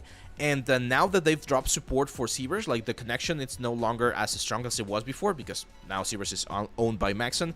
It's a little bit different. Yeah, modeling a car, Pranav, is a really good test of skill to see if you know all the things that you need to know about proper edge flow, proportions, things like that. Yeah, when ZBrush was connected to Keyshot, it was really good. It was, I will probably place it at an E tier at that point, but now that connection is sort of like broken, I might bring it down to B tier. Decoding says, "Hope you're good. What type of character work I can add to my portfolio to stand out or to get a job?" It's just quality work, guys. Here, let's go. I'm gonna give you an example, because this is what happens, right? If I'm a recruiter, and one of the directors says is like, "Hey, we need a character artist for our for our like projects. The first thing I'm gonna do is I'm gonna go here to character modeling on ArtStation, and I'm gonna start looking for like just portfolios. And if your character stands out, like if I see a really cool character like this one right here, I'm gonna like, oh, of course it's Hossein Diva. So I know I'm not gonna be able to get Hossein Diva for the project. One, because he's one of the top character artists out there, and two, because he's probably busy doing other things, right? But then if you go here to where is it? There's an option here. I always forget it. Hate that they changed the animation like this, and I'm hopefully not okay.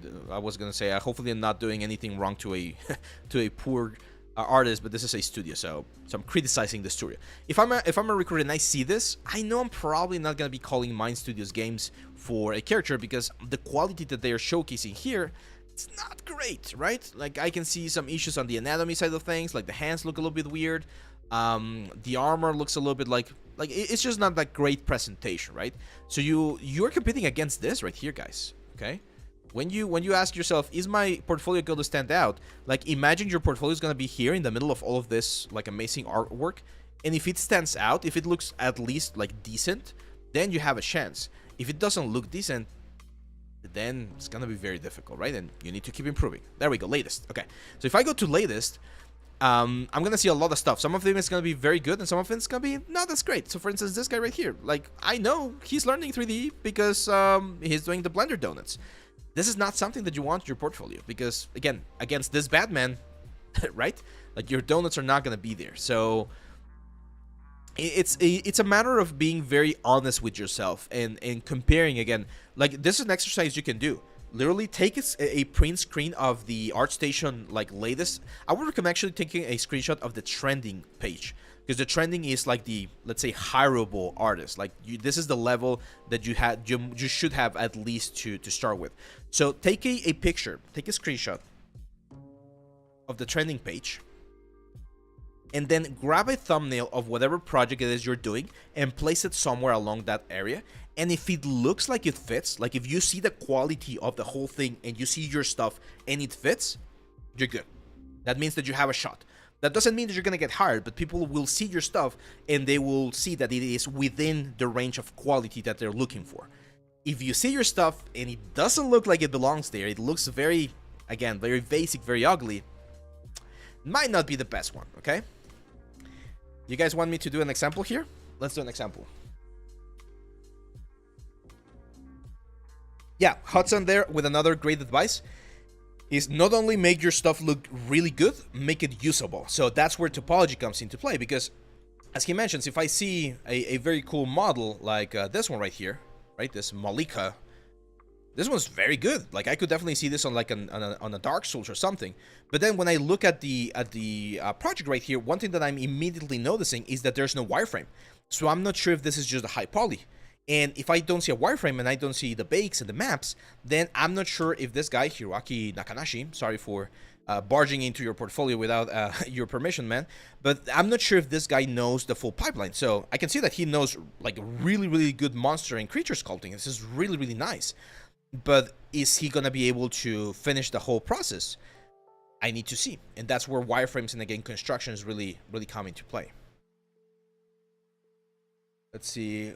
Why Photoshop in B tier? Because of the thing that they did last week, man. You heard about the policy changes? That they can own your work and things like that? So, that's why. Okay. So, look at this. Let's replace this little box right here. So I'm gonna graph, and this is something that I told you guys that I was gonna show you some of my old stuff, right? So let's go here, here, here, here. Let's see, what do I have over here? This one. I have a render. There we go. Hello's the chisme. What chisme?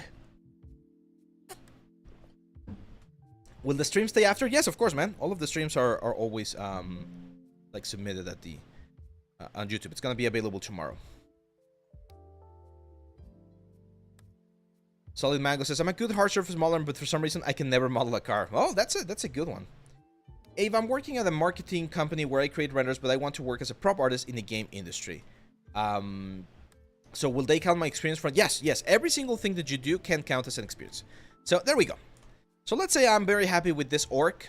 I created this, and I'm like, I'm gonna upload it to my portfolio because I'm very happy, and I think it's gonna fit right in. Well, if you place it right here,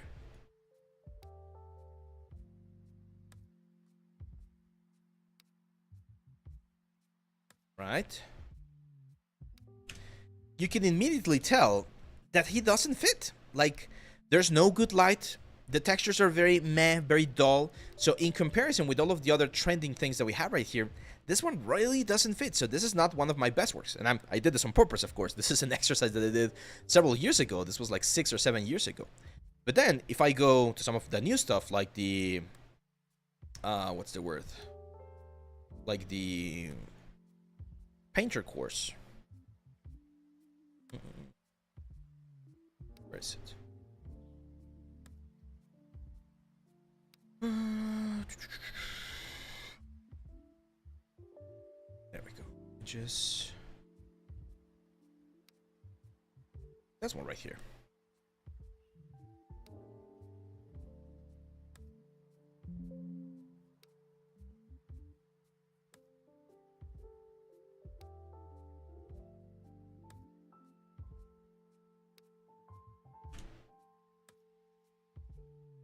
Right? That's what I mean. Like, now it does feel like he's in the same level of quality as some of the other stuff.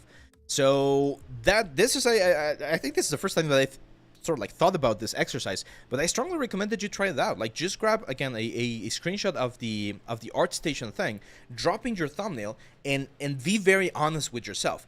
Does the quality of the work that I'm presenting here matches the quality of the other work that's around it? And if it does, then good, you're in the range. If it doesn't, okay, then ask yourself the question, what else do I need to do to improve this thing, right? I'm gonna write this down because I feel like this could be a very cool short later on. It's called as the ArtStation trick. You can use this with Kara as well, so it doesn't matter. The thing is, you need to put yourself out there, compare your work to other people's work, and see where you fall, right? Let's see. By the way, have you heard that was new TNC? I'm guessing it's purely for AI training. Yeah, they're changing things. They did say that they were gonna like modify things. I haven't seen if they've like released a new statement. Hopefully they do, because it's really concerning what they are trying to do right there. Very well.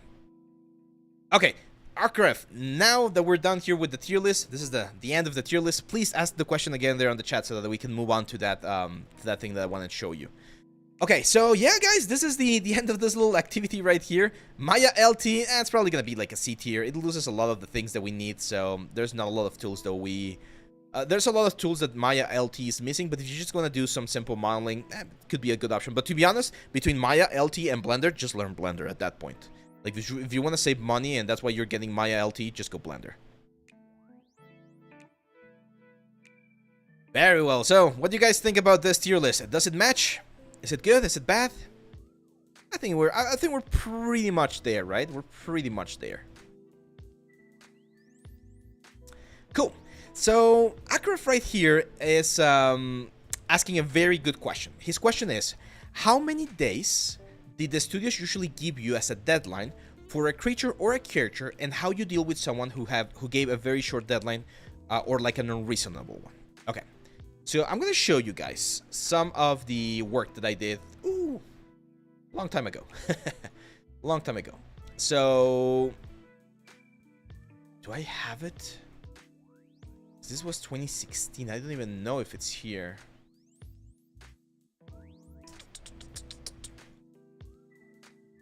Let me see. Well, I mentioned before, guys, that one of the first works that or things that I worked for was this game called Realms of Conquest. So for this game, I was in charge of doing characters, and this one, no, that one was, yeah, this one was one of the characters. So I was given, I think it was 20 hours per character. because this was on a sort of like freelance base, so they were paying per hour, and I could like up my rates quite a bit. I think this was back in 2016, so I think for this character I was charging $25 per hour. Yeah, it was. Yeah, that's around about right. So I was getting $500 per character of this ones right here, and when I discussed this with the client back in the day, I told them 20 hours is very little time. Like, I need to be very fast. I pretty much have, like, let's say 8 hours, like a full day or maybe 2, to do the full high poly. And then I had to do the retopology in like 5 hours. And then I had to do textures in another 5 hours, right? So I was very clear with them to explain to them that the quality that I could provide in 5 hours was not ideal. And I actually remember I talked to them about this. Because I showed them my portfolio back when I didn't have a lot of these characters, and I told them, this is what I can do in about 40 hours, like this amount of quality, like a 1 week of work, which was a little bit more, it was a little bit better. This was, again, this was 10 years ago, so this is not my quality anymore. And then I showed them the giant, this one, and I told them, this is what I can do with 120 hours of work, so a full month, pretty much, worth of work. I can get to this quality of character, this quality of textures. And then I showed them another one, which I think was this one right here. And this is like, hey, this is what I can do in 40 hours of work, which was like a week. And they're like, yeah, this is what we want. We want this sort of like medium tier where we get something that looks cool, but we need it to be fast, right? And that's how I got to that particular position. So that was because, again, there was this time constraint. There was another project a couple of years later, right here. This is an indie game. This one did, the other one unfortunately didn't get released, the indie game. This one got released. It's available on Steam, actually. It's called Hypergun, and it's a roguelike shooter thing. I'm not sure how good it is, to be honest. I've never played it, but it's there if you want to get it. It's like $5 or something, $6. And I was in charge of doing enemies, so I did 2 enemies for them. I can show them to you right here. Yeah, Kevin, unfortunately Modbox pretty much died, right? So let me show you the concepts. And this was a fun one because the concepts were very loose. Like, this is one of the concepts. It was called the Reaper, or the Hive Mind. So it was kind of like the sorcerer, you know, magic style or magic throwing thing with sci-fi stuff into it. But I never knew who the artist was. Look at this, May 21, 2018. So yeah, almost, what, 6 years ago. And as you can see, it's very loose. It's someone that literally did this drawing on a piece of paper or something. And this was the result here. Hey.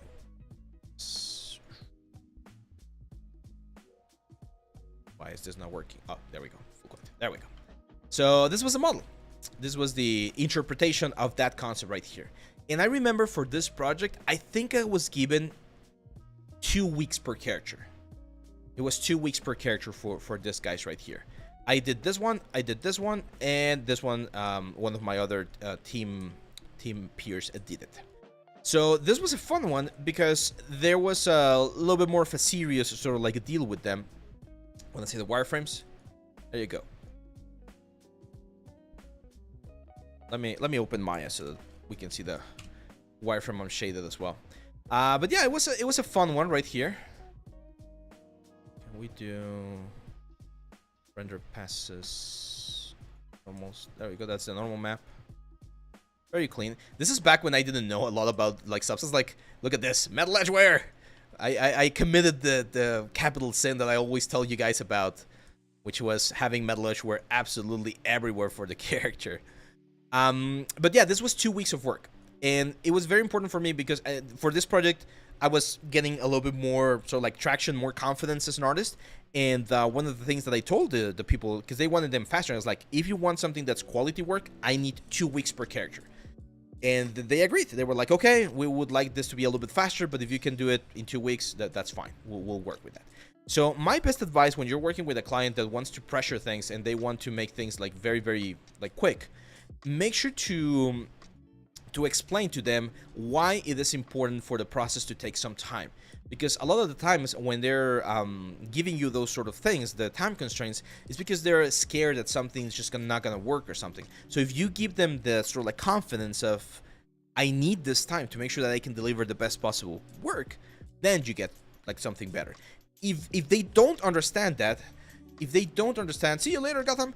If they don't understand that time is necessary for a good process or for a good result, then if you can afford to let that client go, it might be a better option for you, because it's difficult to work under that sort of like constraint, right? Someone that does not understand the constraints, it's difficult. So this one is 44,000 triangles. It's a little bit on the heavy side. Could definitely optimize this a little bit more. Like I'm already seeing a couple of edge loops, like all of this ones right here. This could definitely be collapsed into a smaller one. We don't need too many edge loops right there. Same for this, like tubes, like there's too many divisions, but it worked. And I think I read some comments that people really liked the fight against this guy. He was like a mini boss on some of the levels, so it was fun. I think I did this guy first. And then we did this guy. So I learned a couple of things, and then I improved them on this guy right here.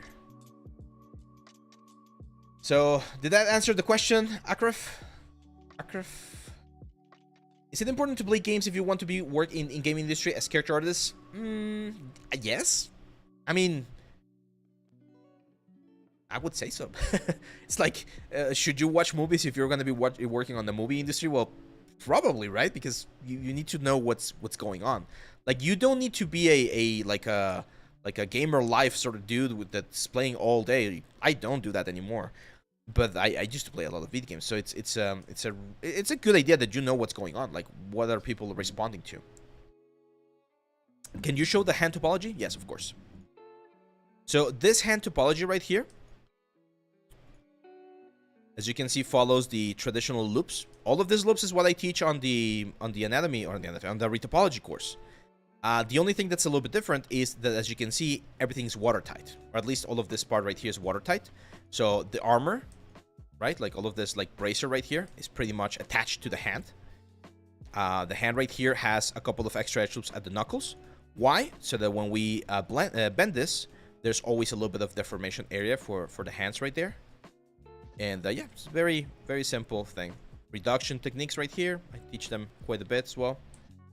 So, is baking in Marmoset like night and day when compared to Painter? I want to try it, but it's too freaking expensive. No, it's not. It's not that difficult. Let me see if I have it, because I have the high poly of this guy right here. Let me see how I did this, because it's been a long time. Okay, yeah, I did the underscore low underscore high thing. Okay. So as you can see, this is the low poly. Let me hide it. And this is the high poly.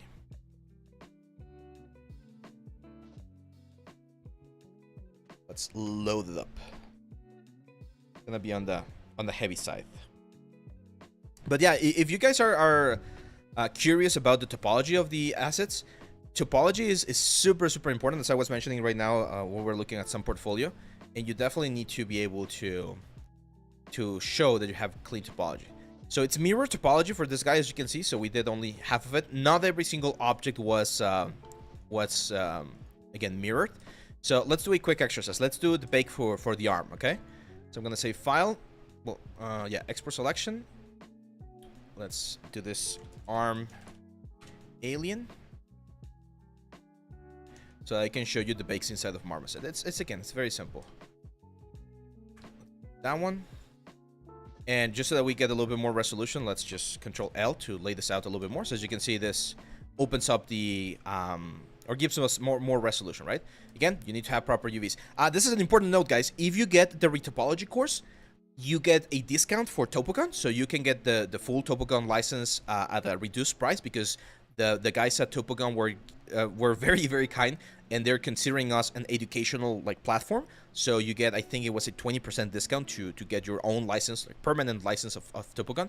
And in the Topogon course, or in the Retopology course, I show you how to do UVs as well, because that was something that people were asking quite a bit about. Like, hey, I want to be a little bit better at UVs.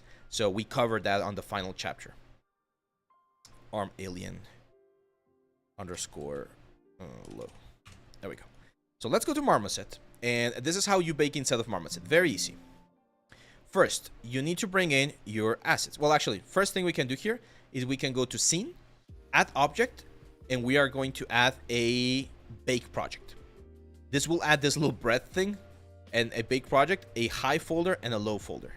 Now, you bring in your elements. So in this case, it's just the arm. So I'm going to load in the arm and the arm high. As you can see, one is on top of the other, which is what we need. And what we're going to do is we're going to grab the arm high like mesh, and we're going to get this into the high group and the arm low and get it into the low group right there. These ones are transform modes. I don't think we need them anymore. There we go. And here on the Bake project, what we need to do is we need to select our output. So I'm going to create one here on the desktop for now. Let's call this Alien Bakes. There we go. Here we're going to call this Alien Bakes. Perfect. Over here, we select what kind of maps. It's under my camera. Let me just move it a little bit. So over here, we select what kind of maps we want. So normal, ambient occlusion, things like that. I'm just going to do normals and ambient occlusion for now. Those are like the most basic ones. And that's it. So once we do that, we just hit bake. And it's going to bake the elements. And if we go to the place right here, where is it? Hell? Where the hell did I leave it? Didn't I create a folder? There we go, Alien Mix. So we have Alien AO and Alien Normal. So this one, let's assign a new material. And we're gonna set up the normal map right there. That's it. It's a bake right there. As you can see, it's a really, really good bake in general. Like, very clean. Have a little bit of an issue there. I'm gonna explain how to fix that in just a second. And then we can get this into the ambient occlusion. There we go. So ambient occlusion really brings in the shadows. So those dots right there, a lot of people might think it was an issue with the bake. It's actually an issue with the high poly. And this is one of those things that I learned literally on the job, right? Like, you need to learn about this. So the problem was, or the problem is, that this glob right here, or this hand right here, has double faces. So it has some sort of like overlapping faces. Oh no, actually, I thought it was overlapping faces there. No, it's not. Okay, so since that was not the case, what was actually the case is here on the Bake project, we might need to push the cage a little bit more. Where is it? There we go. So this is the cage. This is what's... no, the cage is fine. What could that be? Could it be a UV issue? I don't think so. So the cage is the area that we're going to be baking.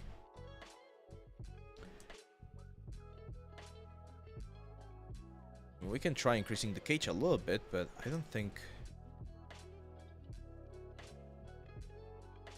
Oh, it's the offset there. Interesting. Do we have a double geometry or something? Trying to see what it is. Could we... Yeah, it could be the vertex arms. It's very weird. Because there's no double geometry. Or do we have double geometry? Huh. I'm not sure, guys. I would need to spend a couple of minutes here trying to fix it and see what that is. But it's just a small detail right there, I would say. So yeah, that's how you bake here inside of Marmoset.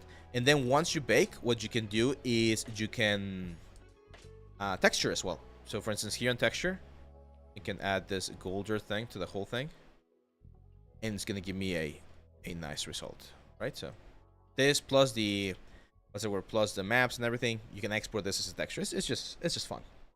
It's really, really good. So I wouldn't say it's night and day, to be honest. You're not gonna see like a humongous change from one to the other, but especially for hard surface things, Marmoset is a little bit better than Substance. What's up, Abe? Gotta say thank you for everything you provide on YouTube and online. Very helpful to me, especially being self-taught, using YouTube and Udemy as my primary resources. There you go. Thank you, man. Much health, joy, and success. Thanks for the support, my friend. Seraphine says, quick question. My workflow order is for characters model, blocking, sculpt, detail sculpt, retopo, seams, UV, reproject, then painting textures. Would you change or add to this? I would keep it exactly like that, man. I mean, if by reproject you mean bakes, that's fine. But if not, you don't need to reproject. You just bake because you already have the retopo. So that's fine. Someone says, I have a question. If I sculpt characters with a face similar to that of a fashion model, is that problematic in terms of the right to the person's image? Does it matter if the project is perso or pro? Oh, that's a great question. It's a little bit of it's one of those gray areas out there, right? So let's say, for instance, I want to do a sculpt. Actually, I have a project. Do I have it here? Let me see if I have it here. I might have it.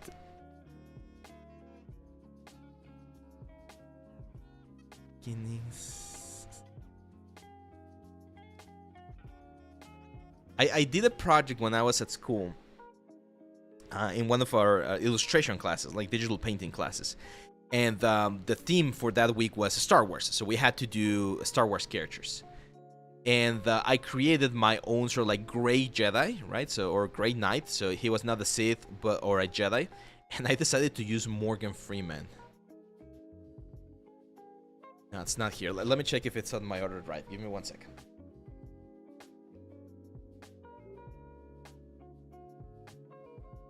Akash says, sir, love your tutorials. Love from India. Thank you, my friend. Thanks for the support. Yeah, so that thing that you mentioned, Surfing, that usually we call it baking. So that's usually how we name it. Let's see.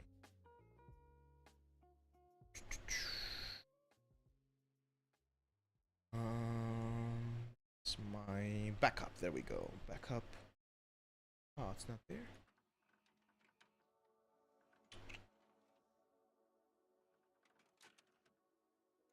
Oh, you guys want to see another one? You guys want to see the first character? This is my official first character for the industry, let's say.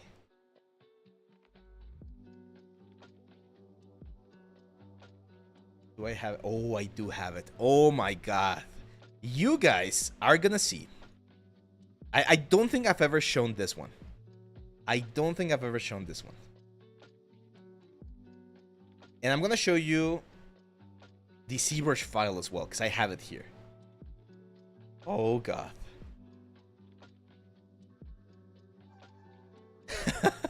Wow. This was my first official character for the industry. So when I graduated, well, actually, it's technically not my first, but it's the first one after Noman. So the first character that I did after Noman was this one right here. Give me 1 second. Let me see if it opens, because it's an old file. I'm checking the date. It's January. No. January. It's May 20. It's May 2019. No, that's not right. But I mean, the character is right. the model is right. This is the right model, but the date is not right. It was earlier. It was in 2016. It was 2016. This is it. Oh my god, so ugly. Hey, why didn't it show? Oh, there we go. Look at this horrible dude right here. Freaking bad. Oh my god. This was from scratch. No, this was from scratch. I studied originally here in Mexico. I took a couple of classes at the school in Monterrey, but then I went to Noman. This deserves a rework. Well, the rework, yeah, no, definitely deserves a rework. This is horrible. Well, Thyros, you guys know Thyros, right? I've shown it before. But this is a good comparison. So, Thyros, I have a full shot of Thyros here. No, I don't think I do. Is sort of like a reimagining of that particular character. It's not exactly the same thing, but you can see the artistic growth, hopefully. Again, this was in 2016, and Thyros here was last year, so 2023. So that's 7 years. 7 years of growth. And at this point, I already went through Noman when I did this character right here. So technically, I should have already known my stuff. But this was a challenge because, based on one of the questions that was asked before, they only gave me 1 week. So it's like, you have 20 hours to do a full character. And it's like, okay, let me let me try. And I have some shots right here. Actually, this one looks a little bit better. I'm not sure why this one looks a little bit better. I think it was the skin. You can see the skin right here. And this is what I did. This is the process. So we started, you know, with anatomy, blocking of the whole thing. And then this was the final. I'm going to show you the C tool in just a second. This was the final character here. And the problem, one of the other problems that I had with this character was that the poly count had to be very low. So this one right here is at, look at that, 2,800 triangles only. If I show you the wireframe, it's super low poly. Super low poly. But let me see if I can open the C tool.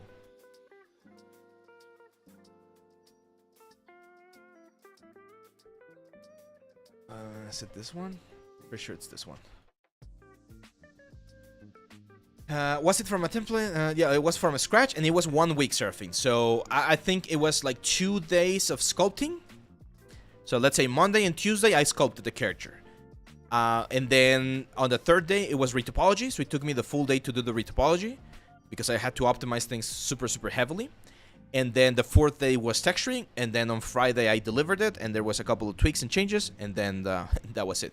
I think you're gonna see it in just a second. The high poly was not that bad, but the problem is, look at how thin or how low poly I had to make this guy, because he was gonna be seen from the top, and performance was really important for that project. So I could definitely make this way better now with the texture information that I have, because this textures looks like shit. There's no excuse to it. Just looks so fucking horrible. But yeah, it was a fun project. No, you can definitely make it look way better. And I've done some of those exercises here on the channel.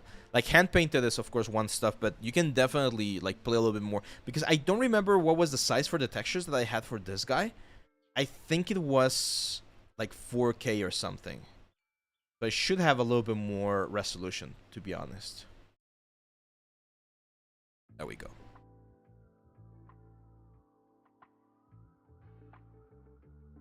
So yeah, as you can see, the high poly has way more detail, like on the ropes and the shoes and the pants and things like that. It looks like even the belts right there, they look a little bit better. But then all of that was lost on the all of that was lost on the texturing stage. So this was this was definitely not my best work with them. But at the time, that was again like an entry-level position, and it worked. So this high poly, it was 20 million polygons for the high poly, and we brought this all the way down to 28,000 triangles. This was in 2016. And it was funny because they hired me, like this studio hired me, because they saw my portfolio and they saw this piece right here, this giant. And they were like, we love this one. We love this giant. Can you do a giant for us? Because we need one giant for our games. And I was like, yeah, sure, I can do it. As you can see, it's not that far off. Like, it was definitely getting there. But the problem was the time. Again, because I told them it took me 4 weeks to do this guy. Like 120 hours of work or something like that. And they were like, oh no, we need it in 1 week. And we only have, I think it was like $500 for you for the whole like giant. And it was the whole process like, damn, okay, well, I wanted the job and I wanted to try. So we did it. And this is where we where we ended up at this character right here. But here, let me give you a quick example, guys, on how we could improve this, because I do have the substance file right here. So I'm going to show you how we could have potentially saved this guy a little bit. Do entry-level positions even exist anymore for 3D artists? Yes, but not at big studios. Big studios will not run a gamble and try to hire someone who's just like fresh out of school when they could just hire someone who's more experienced. But on indie studios, yes. There's entry-level positions, and you're not expected to know everything at that point. So it's definitely possible. What the hell is going on here? There we go. So this texture definitely looks a little bit better than this one. I'm not sure if this was like an early texture right now, because it looks like shit. Like, it definitely looks like shit. But here, let's do a quick sort of like fix on some things. So for instance, the leather belt right there. Oh, okay, I know what happened here. Yeah, this was a fix I think I did later. Do I have an ID map? Yes, okay. So I'm going to fill everything in with white. As you can see, where's that? We're using height instead of normal. Ugh. Why? I don't even remember what's going on here. I'm gonna remove this. No, we need it.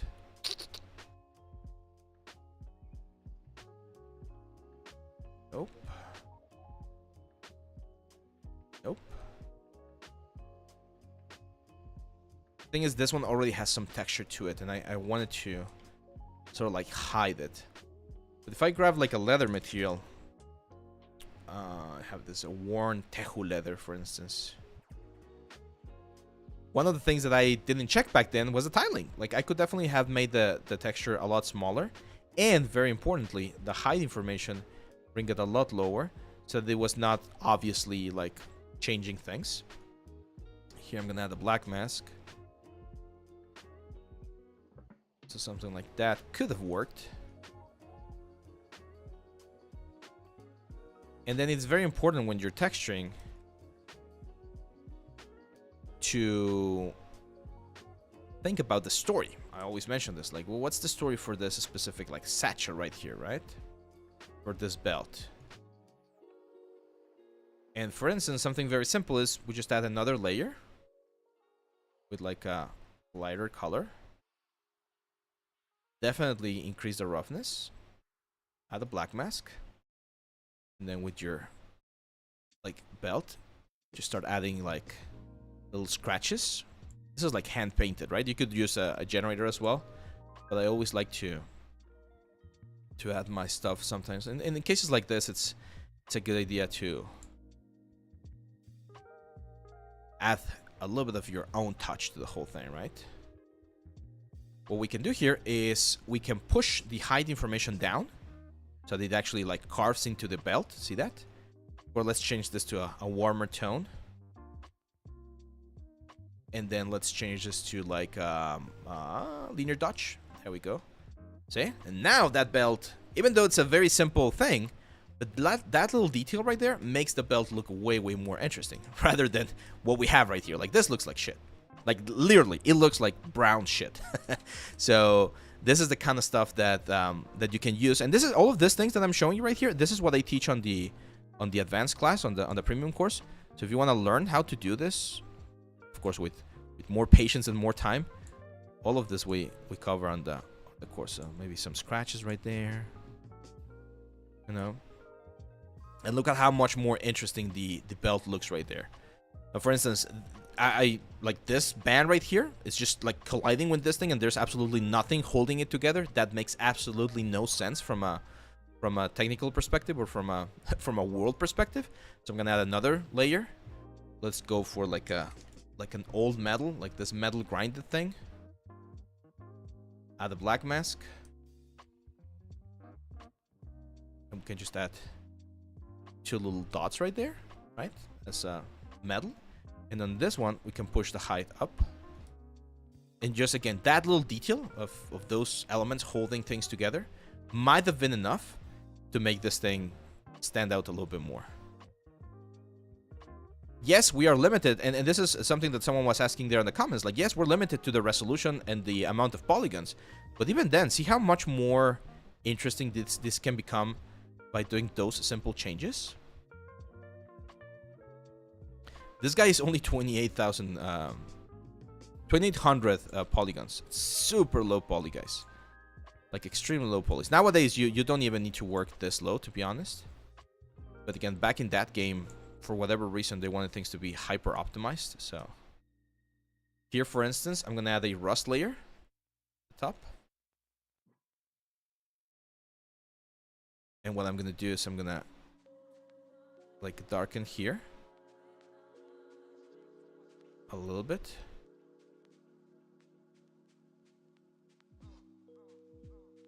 and even here on these little things.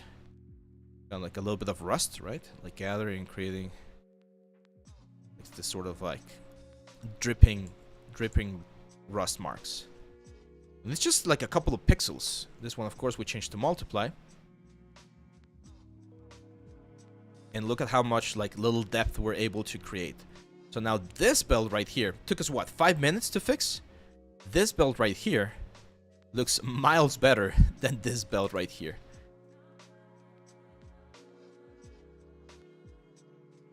See? So it again, I was learning at this point, so it was possibly no, Drachmus, that would not happen. Like I mean, well, yeah, a little bit, right? With this like big skull right here, there was gonna of course be a little bit of deformation. And that's again, like, I remember the guys that were doing the game and the ones that hired me, they were also learning. It was a small studio, and that's why this game unfortunately never saw the light of day. Because yeah, like there's a lot of decisions that now I would do like completely different. But at that point, one of the questions that I ask is, do you guys want the character to be watertight? And they were like, yes, except for the cloth. Like, we want the cloth to be like free so that we can rig it. So this skirt things, the whole skirt pretty much is not watertight, but all of the other parts of the character are. That's why you see the chains like this, like just baked into those like ugly geometries. And yeah, that's this. This is not how we do things anymore. But again, this was 6 years ago. Seraphine says, Ave, do any of your courses cover the whole workflow from start to finish, from sphere to pudding in a game, for example? No, not yet.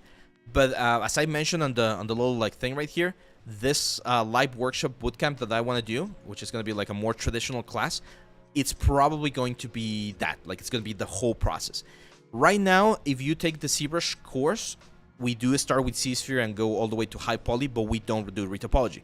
Then you could take the Retopology course, and then you could take the Substance Painter course, and those three courses together will give you the full information, but they are different characters. The new anatomy course that we're doing, since it's for 3D printing, I do follow a little bit of the game pipeline for some things, but eventually we just like focus on the 3D printing side of things. So, let's see. Can you use texturing XYZ or 3D scan textures if you're doing freelance for a studio? If you bought your licenses, then sure. What Blender beginner course out there you can recommend for newbies for modeling and sculpting? Please, link. Oh, that's a great question. And that's a great question because I can recommend my own. So if you go here to the site, it's this one. The Blender 3D AAA weapon for games. It has, the first chapter is an intro to Blender, so if you've never used Blender or if you only done like the donut tutorial, this is really good to understand some of the important concepts again. And then we start modeling the X, we do sculpting, we do modeling, we do retopology, we do texturing. The only thing is texturing is done inside of Substance Painter, which is this software right here. And then we do rendering. So this image that you see right here, I show you how to get all the way to this one. And yeah, if you just want to learn like the basics, Blender Guru is also very good, like the donut. But again, this one will teach you not only Blender, but also the pipeline for production, for games. So why would you want things to be watertight? That's a great question, and it has to do with rigging, right? So let's say I don't need to do things watertight, and I'm doing this character, and it doesn't have to be watertight. If I separate each object, right, like the body right here, and then I separate the belts and the skull and everything, when I create the rig for the character, the chains, what's going to happen is every single object that's not part of the same object will have a skin layer. And actually, do we have Maya here? Yeah, there we go. Here, let me show you. So we have this guy right here, this hive mind character. And this guy is ready to be rigged. It was actually rigged. What we can do here is, if we want everything to be part of the same rig, we just grab everything and we just combine it, right?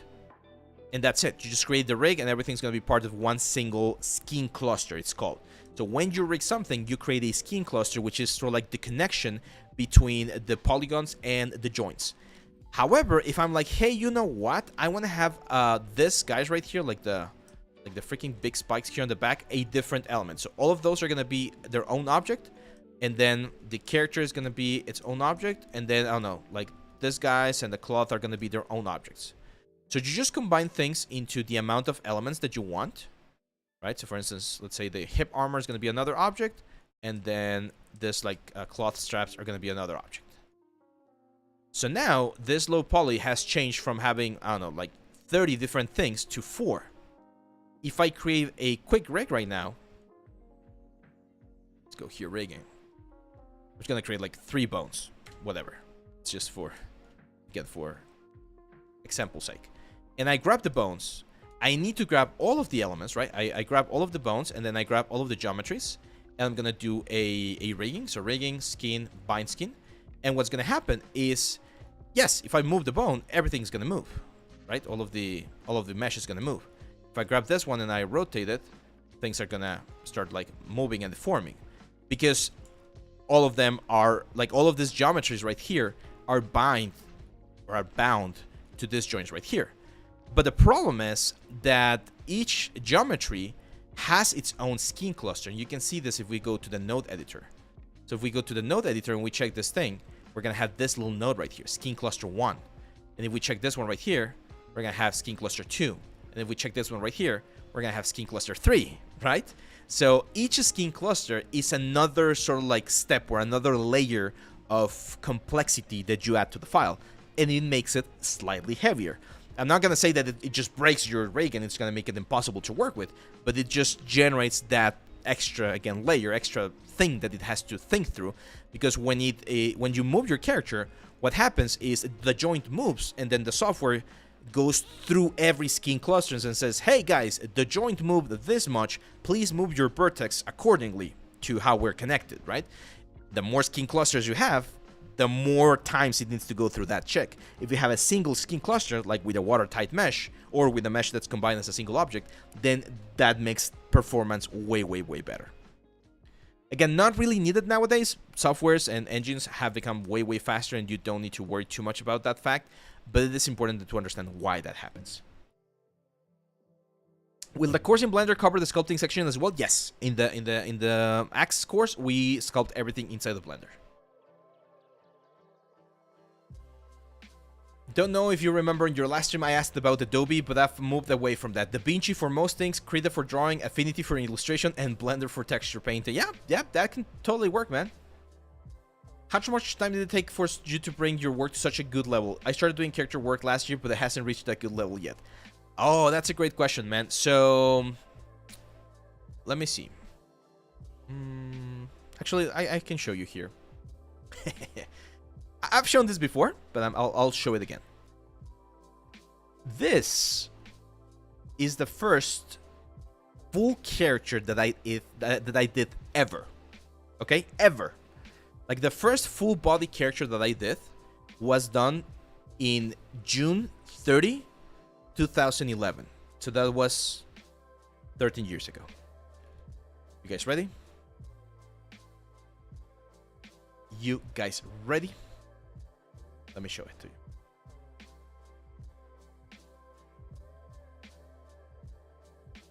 You guys are about to be blown away. What's the definition of something being watertight? Okay, watertight means that it's a single object. Like every single face is connected to every other single face. So it's just like a completely like merged object.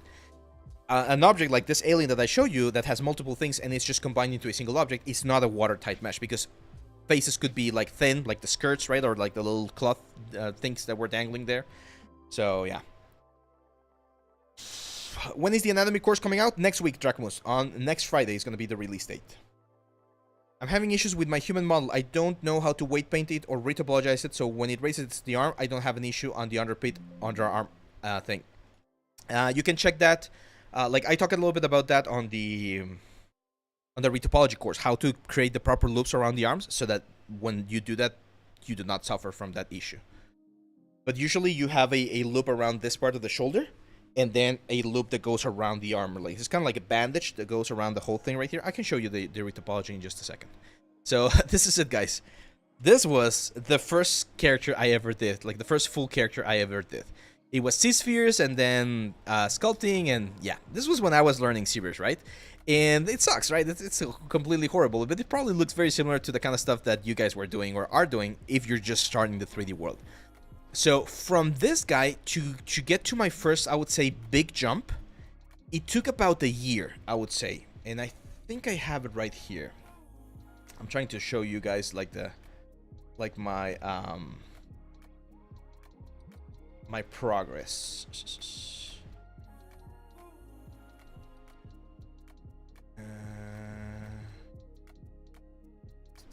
There we go.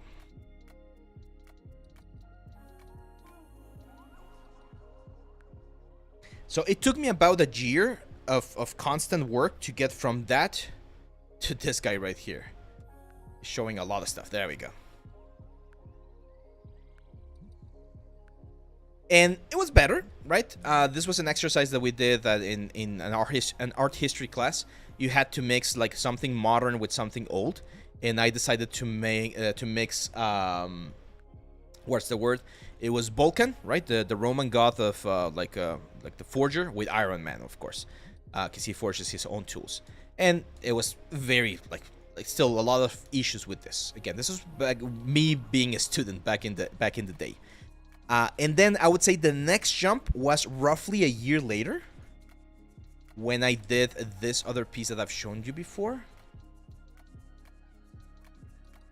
which was this aquatic creature. This one. It was that one or the dwarf.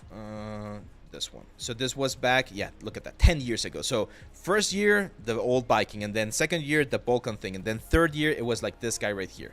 And then by the end of my Gnomon classes, this was my final sort of like character. And like that was a huge gap, but this was 4 years of difference, right? So from 2011 to 2015. This was in 2015, at the end of 2015. So that was 4 years of improvement. And I see this guy now, and I see a lot of issues.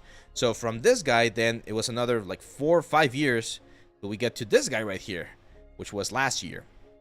And you're gonna see I'm very proud of the result of the anatomy class, because I really think that I made another sort of like jump in my understanding of art and skills, right? And that's, I think, one of the beauty of the things that we do, that every single project you do teaches you about things, not only about the softwares, but also about art, and also about you as a person. Like, you grow as an artist, you grow as a person, and all of those things that you learn, not only from art but from the world around you, like, makes you more sensitive to how to portray new and better things. Yes, of course, Link. Like, every single, and it's not just only my courses, right? Like, you can learn a lot of things from a lot of different places. People have told me that I have a good way of explaining things, and that might help you in that sort of like first stages. But my courses will teach you the tools. They will teach you the pipelines, so what's normally used in the industry, and hopefully they will also inspire you to create more and more things. But one thing that I always tell you guys is don't use only my courses. There's, again, a lot of things out there that you can use to grow. Like, I didn't learn everything that I know from a single person. I learned it from a bunch of different teachers, and that's what you should also do, because every single person that you meet along the way will have something important to teach you and to help you with. So yeah. Proper anatomy just jumps the look of a model so much. I love how much better my little studies look. I will be working on my first ever 3D characters. And yeah, proper anatomy, proper form, proportions, all those things. Can you please create a tutorial on Marmoset for rendering characters in high quality? I think I already have one in the site. You might want to check the YouTube channel, because I might have something already there. What is the difference between the video game and film cinematic production pipelines? I would say the main difference is the poly count. Like, for film, you usually have higher poly count. You have more of a focus for proper animation topology. In games, you can have some like triangles and things like that. For film, you usually want to avoid those as much as possible. You use UDEMs in film usually, so you work with higher textual resolutions, higher density textures as well. And yeah, and it also depends the games you're talking about, because, for instance, if you ask me what's the difference between creating characters for the new God of War that it is to creating characters for a cinematic, they're pretty much the same. They're like this freaking amazing quality, right? However, if you ask me what's the difference between creating a character for a film and creating a character for League of Legends, well, it's way different. League of Legends is hand painted, it has to be heavily optimized, you worry about silhouette and design, so there's a bunch of different things that you take into account for this types of games. So it's very broad. Like it's the same thing if you ask someone that does movies, like how do you make a movie? Well, what kind of movie? It's not the same thing an action movie that a noir movie or like a spy thriller or something. Everything is slightly different. The course that I have there on the site, it uses 3.8, I think, but you can use 4.1. Most of the things are pretty much the same thing, because again, they're like the foundations of the process. One thing that separates your courses from others is you explain why you do the things you do. yeah, I try to cover that, like everything. That's why this new course, the anatomy course, it's gonna be a long course. I think it's gonna be like maybe 20 hours. I don't know, 15. Between 15 and 20 hours, roughly. Can you recommend world-building softwares? Yeah, I've heard that Gaia is pretty good. So I haven't tried it. We might reach out to them and see if they want to do some sort of like collaboration or something. But I've heard Gaia is really good for this sort of things because it's very modular and you can generate a lot of variation. So this one's good. I mean, the landscape tools within Unreal are very good as well. So if you don't want to pay for any more softwares, just follow this guys right here, guys. The landscapes for Unreals, and you can get some really cool stuff. Like this right here can easily be done with just like basic tools within Unreal. It's a lot about material usages with Quixel and things like that. Cinematic, of course, like looks and post-production filters, and then the landscape tools. There's another one called World Creator. That one's good as well. I've heard good things about it. And there's the guys at Embergen are doing some terrain stuff. I think it's still in alpha, so I'm not sure if it's out yet. GeoGen, yeah, it's in alpha. So it's again like a procedurally generated sort of like environment. So what you do is you generate this environment, but at the end of the day, you need to plug this into a into the landscape inside of Unreal for this sort of like open world thing. That's a good point. I like listening to your stuff because of that. Most people just say, do this, and I have to figure out why. Very annoying. Yeah. Yeah, and that's the difference between a tutorial that tells you step 1, step 2, step 3, sort of like following a recipe, and a class, right? When you're in a class, you learn the steps, but you learn the why of the steps, so that later on when you want to do something different, you can apply those things that you learn into that different thing. That's, I think, one of the best things that I can tell about my substance course, that we do the dwarf, but I still tell you like why and how you could apply this to an alien or to like an orc or like a human, different pieces of like assets and things like that. So 24K triangles is on the very low side for nowadays games. If I subdivide it one time, the wireframe looks crazy. Should I keep it low poly for the portfolio? Yeah, for instance, this guy right here, he's at 20... He's at 44,000 triangles. So this is, again, like normal, right? And as you can see, the poly frame or the poly count looks decent. Like it's not like super dense. It looks okay. But if I wanted to do like a AAA game for like a God of War, things like that. Let's unlock this. And if you smooth this, I mean, it's gonna look wrong because it doesn't have the proper support edges. But if we smooth, as you can see, this density right here, this is sitting at almost 200k triangles. It's doable. It can happen. Like I've seen games with this amount of density for their characters. But one of the questions that you always need to ask yourself is make sure you're making good use of that poly count. Like it makes no sense to have that high poly count on these things right here that are very boxy, right? Because something like this and a good map is going to do the job. But you might need that for the arms or for the hands if you want to have a lot of like detail and density. Again, I don't like to to make or use these numbers because then people say like, oh, Abe said that this is the amount of poly count that you should have, and that's the absolute truth. There's no absolute truth for any of the things that we do, right? So, but there's a general amount, or this is sort of like the guideline that I like to follow. If you're doing a character, or if you're doing characters, you're gonna have the 0 to 10k triangle, the 20k to 50k range, and the 80k plus range. Okay, so if you're doing a game like, let's say, Warhammer, right? Warhammer 40k or something, where you're gonna have a bunch of units in the game at the same time, you probably want to keep your characters in this range, right? Maybe up to 20k, but roughly around here, because you're gonna have multiple characters at the same time, animating and moving and firing and things like that. So this is like multi-character stuff. For something like Call of Duty, something like Overwatch, something like, again, there's going to be more characters, but not like a ridiculous amount of characters. 20k to 80k is a good number there for characters. And usually this is what you're going to find for games. Like, it's going to be a little bit weird when you're going to have games with more characters. But I don't know, let me give you another example. Like Assassin's Creed, right? So for Assassin's Creed, you're probably going to be around this number right here. Maybe the main character is going to be really heavy, but the NPCs and the enemies are going to be around this range. And for a game like, again, God of War, where there's usually just Kratos, Atreus, and like a boy or something like the boss, there's like 3, 4, maybe what, like 10, 20 characters at most at the scene, you might be able to go a little bit higher. Fighting games like Street Fighter, you can definitely go into 80k, 100k, because you're usually just going to have 2 fighters at the same time. So it's all about performance, but again, usually these are the ranges, and this will be like low poly characters, mid poly characters, and high poly characters.